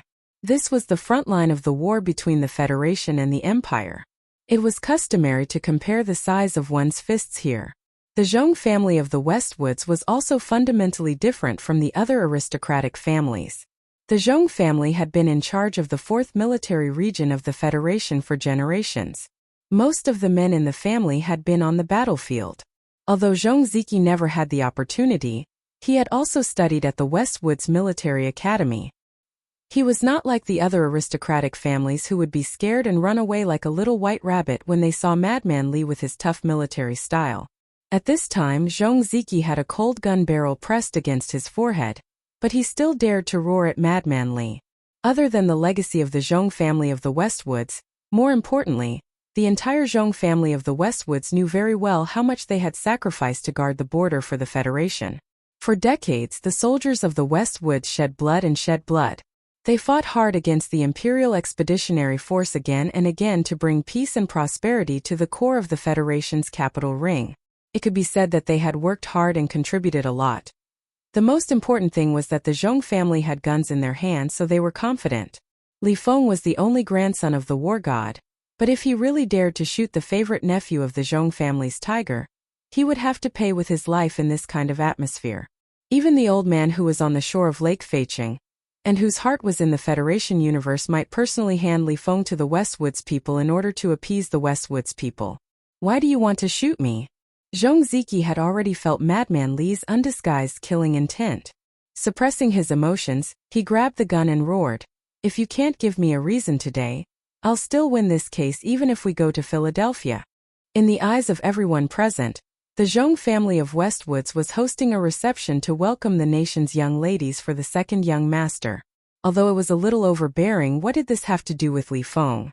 If it was really as everyone had guessed, Madman Li was jealous of the Zhong family's young lady. He had scared the young lady of the Zhong family with a shout and slapped Zhong Erlang twice. Now he actually dared to pull out a gun and threaten to kill. This was too unreasonable. Li Feng frowned, looked at Zhong Ziki and asked, "You want a reason?" Zhong Ziki laid on the table with his head up, looked at the ceiling and snorted. At this time Sulu finally got through the phone. He whispered a few words and narrowed his eyes to look at the conflict in the banquet hall. He was worried that Madman Li wouldn't be able to deal with it, so he was ready to go over there to solve the problem. However, he found that Sister Tong had unknowingly walked over to him. "It's very lively," Sister Tong said helplessly. "Miss asked me to come down and see the situation, but it seems that I don't need to." Li Feng held the gun with his wrist and pressed it down again, using the muzzle to press Zhong Ziki's head hard on the table. When he was about to say his reason, he saw Sister Tong from the corner of his eye. He saw Sister Tong slightly frown and shake her head. The tiger of the Zhong family had always taken care of Li Feng, so he couldn't really kill Zhong Ziki.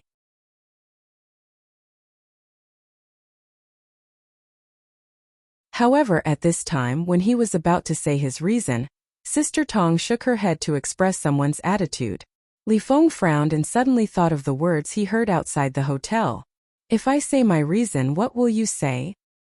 He looked down at Zhong Ziki's red face and said disdainfully, "If you say your reason, you'll cripple me." Zhong Ziki struggled for a moment and felt a sharp pain between his eyebrows. He said fiercely, "Okay." Li Feng said expressionlessly, "Just now, I was outside the door and heard you ask someone to pour tea for you and apologize." The people in the banquet hall of the Venus Hotel watched this scene nervously. No one called the police, nor did they go to the military police because they knew that no one could or dared to solve the problem at this time. In the entire Westwoods, the only ones who had the guts to solve this problem were the couple. The man was supervising the battle at the front lines, and the woman was a mother in the capital ring. Zhong Ziki was stunned for a moment before he sneered and scolded, "Are you crazy? Can't you find a better reason to be angry? I asked that bodyguard to pour tea for me and apologize. Is that too much? This kind of small fry is just a dog. If you say that it's your reason to stand up for him, you're insulting everyone's intelligence. Although Li Feng was crazy, he was actually very smart. Otherwise, he would not have become the top genius pilot in the Federation. He originally thought that this reason was not enough, but when he heard Zhong Ziki call him a dog, his eyes could not help but light up. Very good. Scold him a little more, Li Feng said with a smile, but then his smile sank. He lowered his head and whispered in Zhong Ziki's ear, "You're a country bumpkin who has never been to the capital ring. Before you do anything, you don't even know who this bodyguard of yours is." After saying this, he coldly put away his pistol.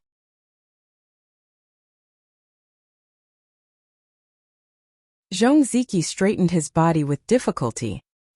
He held his red and swollen forehead and looked at him angrily. He asked reason. "If you want reason, I'll give you reason." Li Feng pointed at Su Lu, who was walking towards him, and said very seriously, "You asked him to pour tea for you and apologize. You said he's a dog. His name is Su Lu. My old man asked me to call him uncle. What do you think is his relationship with my family?"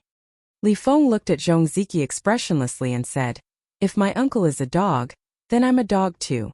My dad is a dog too. You mean to say that you think my old man is an old dog too?" When this was said, the crowd was in an uproar. Westwoods was far away from the capital ring. There were many things that happened in the upper echelons of the Federation. They knew much later, and many details were not clear. However, in the 68th year of the constitutional calendar, the youngest lieutenant colonel after Li Feng appeared in the Federal Army. This kind of sensational news was naturally known to many people. They did not care about the MX mech or the fight between the Iron 7th Division. The people of Westwoods were most concerned about the rumor that was spreading like wildfire. There had always been a rumor within the military that Lieutenant Colonel Su Lu could be the illegitimate son of war god Li Pifu. Today, Li Feng had said in front of everyone that the head of security was Su Lu, and admitted that the old war god had asked Li Feng to call him uncle. Did this not prove the rumor on a certain level? Countless eyes looked at Su Lu. Was this shocking rumor going to come to light today? However, immediately after that, everyone looked at Zhong Ziki because they found that the second young master's expression was unusually ugly. Li Feng looked at him and asked coldly, "Is hitting you a good enough reason?"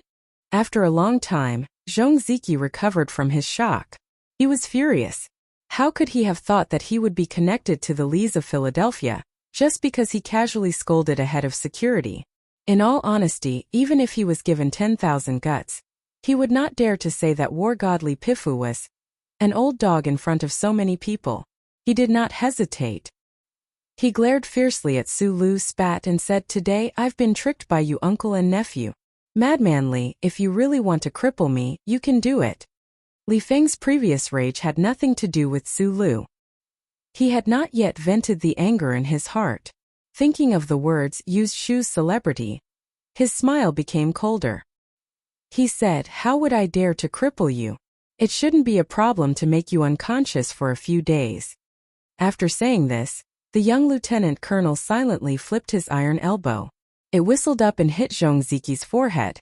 With a muffled sound, blood splattered. The second young master of the Zhong family did not even make a sound before he fell to the ground unconscious. With a flip of the iron elbow, the scene was once again in chaos. The older female members of the Zhong family screamed and cursed Madman Li from afar. They knew that Madman Li was famous for not hitting women. Although they were still afraid, they would not stop cursing. The officers of the Westwoods numbly carried the unconscious Zhong Ziki away. After a quick check, they knew that the second young master was fine. They thought to themselves that they had seen something new today. The second young master was actually bullied to the point that he could only take a beating, and they could actually see the illegitimate son of the war god with their own eyes. The scene was chaotic. Su Lu narrowed his eyes at the scene and could not help but feel that Madman Li was indeed a fierce child. The matter had clearly been resolved, but he still had to hit someone with his elbow. However, he was puzzled.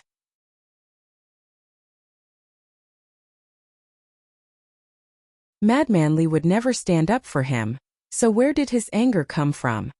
He walked to the top of the stage, politely took the microphone from the dumbfounded MC, and then attached his phone to the microphone. On the phone, Madame Zhong's indifferent and dignified voice was played out by the speaker, And immediately the chaos in the hall was cleared up. I've heard everything. From today onwards, second young master does not need to return to Jingwei.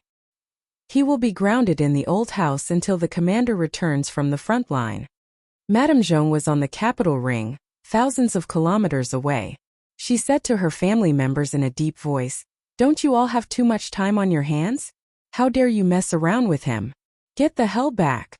Sulu hung up the phone, nodded to the dumbfounded Zhong family members in the audience, and then stepped off the stage. Sulu finally saw the power of the gentle Madame Zhong in the family. It was just a phone call, and the proud and angry Zhong family members in the banquet hall were suddenly frightened. They did not dare to cause any more trouble and scattered like birds and animals. Finally, the Venus Hotel was quiet again. "Don't think too highly of yourself. I am standing up for you." Li Feng looked straight ahead and said coldly, "I am just looking for a reason to vent my anger." "Yes, but you haven't called me uncle yet," Sulu said seriously. Sister Tong smiled on the side. Li Feng's face was a little ugly, but he did not want to say anything else. When they reached the top floor, Sister Tong naturally invited Li Feng into the suite where Jian Shuai was. Sulu frowned slightly. He did not want to follow in, but he could not suppress the doubt in his heart and followed behind. Li Feng looked at the purple-haired girl by the window and strode forward. With a clap, he stood at attention and performed a proper military salute. He loudly said, "Commander Li Feng. Lieutenant Colonel Li Feng greets Auntie."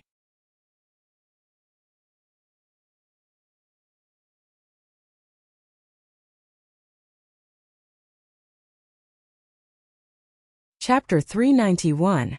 Jian Shuai sat quietly on the balcony by the window. She wore a blue and white striped cargo pants and a loose red shirt. She looked as comfortable as a girl next door. The suite was very large. The dark wood balcony was warm and smooth. It might be very comfortable to sit on it, and it should also be very comfortable to read under the sun. Therefore, when the door was pushed open, she didn't even turn around. Her purple hair gently fell down from her forehead as she swept her eyes over the pages of the book. The first time Sulu saw her up close was in the ward of the 1st Military Region's General Hospital. That day, the sun was also shining through the window. Jian Shuai was wearing a plain dress. She was as beautiful as a young girl who had walked out of an oil painting. Now that he saw the girl under the sun again, he should have felt some emotions, but all the emotions in his heart had long been attracted by Madman Li's words. Other than shock, he couldn't feel anything else. The popular national girl Jian Shuai was Li Feng's aunt. She was a member of the Lis of Philadelphia? Sulu stood at the door and stared blankly at the girl under the sun by the window. For a moment it was unknown how many complex emotions and speculations surged into his mind, destroying his extraordinarily thick nerves and the calm calculation ability unique to engineers. When Sister Tong left the room, she glanced at this young officer in surprise. She was fooled by Suli's calm appearance, believing that Sulu already knew Jian Shuai's identity. She couldn't help but sigh at his ability to disguise himself on the warship. She only knew that the old war god valued Sulu, but she didn't know that Sulu had an intimate relationship with another person in the Lis of Philadelphia. Sulu lowered his head slightly and followed Sister Tong out of the room. He then gently closed the door, put on his sunglasses again, and stood guard outside the door. However, when he gripped the door lock and put on his sunglasses, his usually steady fingers actually trembled slightly. The national girl sat on the windowsill, her long eyelashes glowing with a charming luster under the sun. She did not move for a long time, looking as if she had fallen asleep. However, when Li Feng stood behind her for a few seconds, the girl reached into the snack belt beside her and took out a piece of egg yolk pastry. She brought it to her mouth and chewed it. She frowned slightly and said, "I'm not an officer. Don't do this in front of me. Isn't that the family's rule? You flew out when you were young, but Grandpa liked you so much. I don't have your charisma." Li Feng took off his military cap and sat on the chair in a well-behaved manner. He looked at the girl by the window and nervously explained, "When my family told me that you were coming, I was carrying out a mission. I just got off the front line the day before yesterday, so I came a little late." There were not many people in the family by Lake Feiqing. Jian Shuai left when she was less than 12 years old and began her own independent life in the capital. However, whenever there was a chance, the 3 generations of the Li family would always find an opportunity to get together. Especially when Li Feng came back from the front line. What made Li Feng sad was that although the girl by the window was only a year and a few months older than him, she was his elder. When he saw her, he had to respectfully call her aunt. In the family by the lake, the person who was doted on the most by the old man was not him, the brave young man, but this purple-haired girl. Li Feng, who was not afraid of anything, would always feel uneasy in front of his little aunt Jian Shui due to the habit he had developed since he was young. Recently, the military has made a big move. I have to go back to the front line at night, so I will leave in a while. Li Feng said, and I didn't handle today's matter well.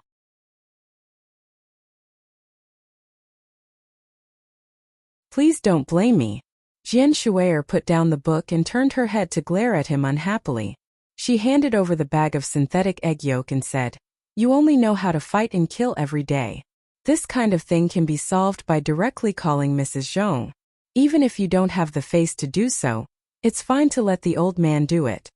It was strange that this girl, who had just celebrated her 19th birthday, used the tone of an elder to reprimand Madman Li, who killed people like flies. Not only did it not feel absurd, but it also seemed very natural and friendly. Didn't you hear the second master's unpleasant words? Fortunately, you are the one who came to hold a concert for the military. The person he fanatically worships is you. If it were any other star, wouldn't they have fallen into his evil hands? Li Feng sneered and said, he didn't have time to do anything. Otherwise, I think Zhong Laohu would have to put righteousness before family. The relationship between the Lis of Philadelphia and the national girl idol was a secret.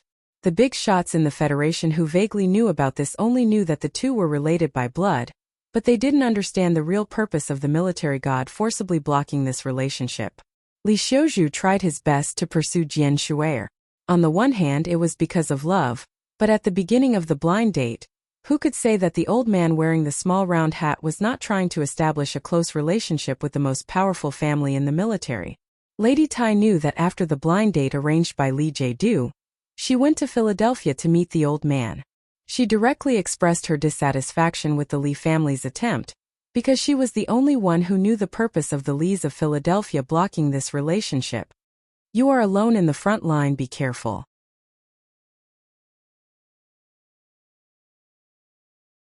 Jian Shuier looked at Li Feng, who lowered his head and ate the egg yolk cake, and said with concern, "You are the only grandson of the old Li family, and these years you have been a thorn in their side.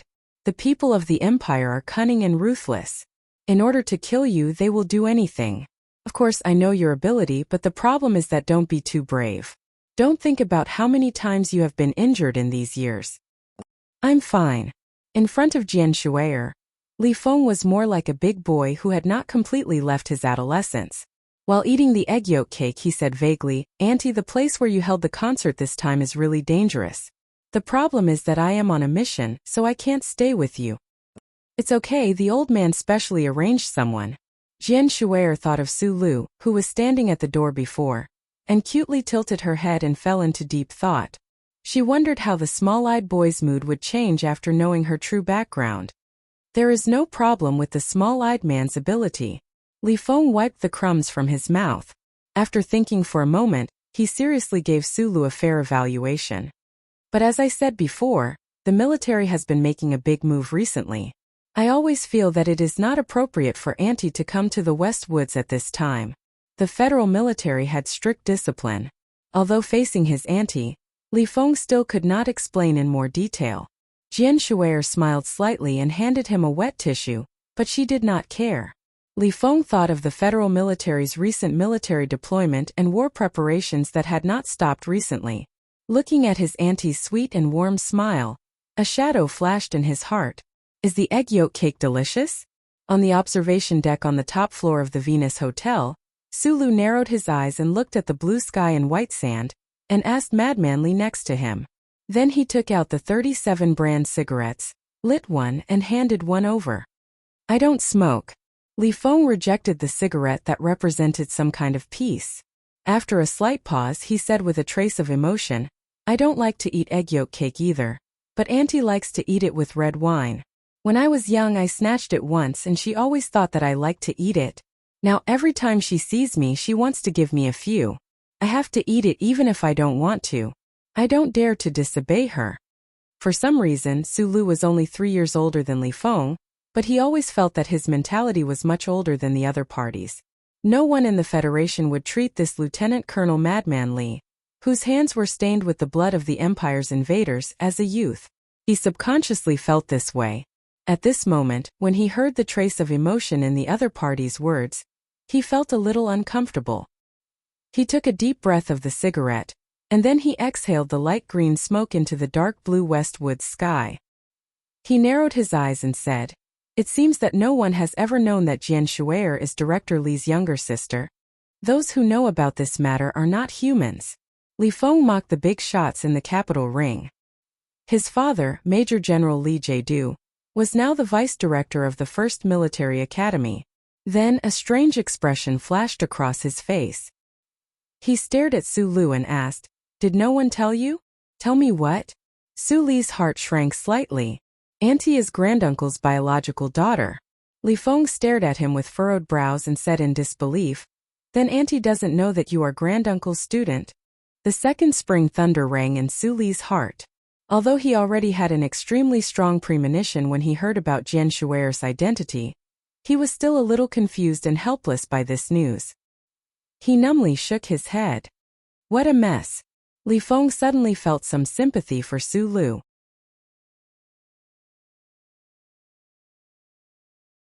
"Those old guys threw you into a pile and actually asked you to play a guessing game. I really don't know what they are thinking." The answer to the riddle is finally revealed. Su Lu lowered his head and slowly put out the cigarette on the railing. Li Feng was silent for a moment, and then he shook his head and said, "I just feel very regretful. If this mess continues, it will become more and more impossible for me to kill you." "That's true. No matter what, I am your uncle now." Su Lu put the extinguished cigarette back into his palm and answered softly. Li Feng turned and left. The westward sun shone on the young lieutenant colonel's face, but it illuminated a bit of anger and embarrassment. The military vehicle drove toward Longwind Base. 3 subordinate officers in the vehicle followed him around all year round, so they were not afraid of him. They looked at his face and asked, "Lieutenant Colonel, what is troubling you so much? If I have to call that guy uncle, I will be full of complaints." Li Feng frowned and said coldly, "When I think that I may have to call him uncle in the future, I can't wait to kill him right away." Su Lu needed time to understand the shocking secret he learned today, so he directly went back to his room, took a hot shower, and then sat on the bed in a daze. Jian Shui'er, the national girl who was loved and respected by the people of the Federation, was the relative of the Federation's military god, Li Pifu. If this news was published by someone, it would definitely be listed as one of the top 10 news of the year, or even the most shocking news. For Su Lu, this truth really shocked him. And the fact that Jian Shui'er was his uncle's biological daughter left in the world made him feel even more confused and helpless. There was a light knock on the door. He wiped his wet hair with a towel, forced himself to calm down and said, "Please come in. You're tuning in to the Li Mei's Wuxia Whispers YouTube channel. We're so grateful for your support, and don't forget to subscribe to join us on this incredible journey through captivating stories. Your generosity through donations truly makes a world of difference, as it's the primary source of revenue that allows me to expand and enhance this channel for you. Thank you from the bottom of my heart for being a part of this adventure."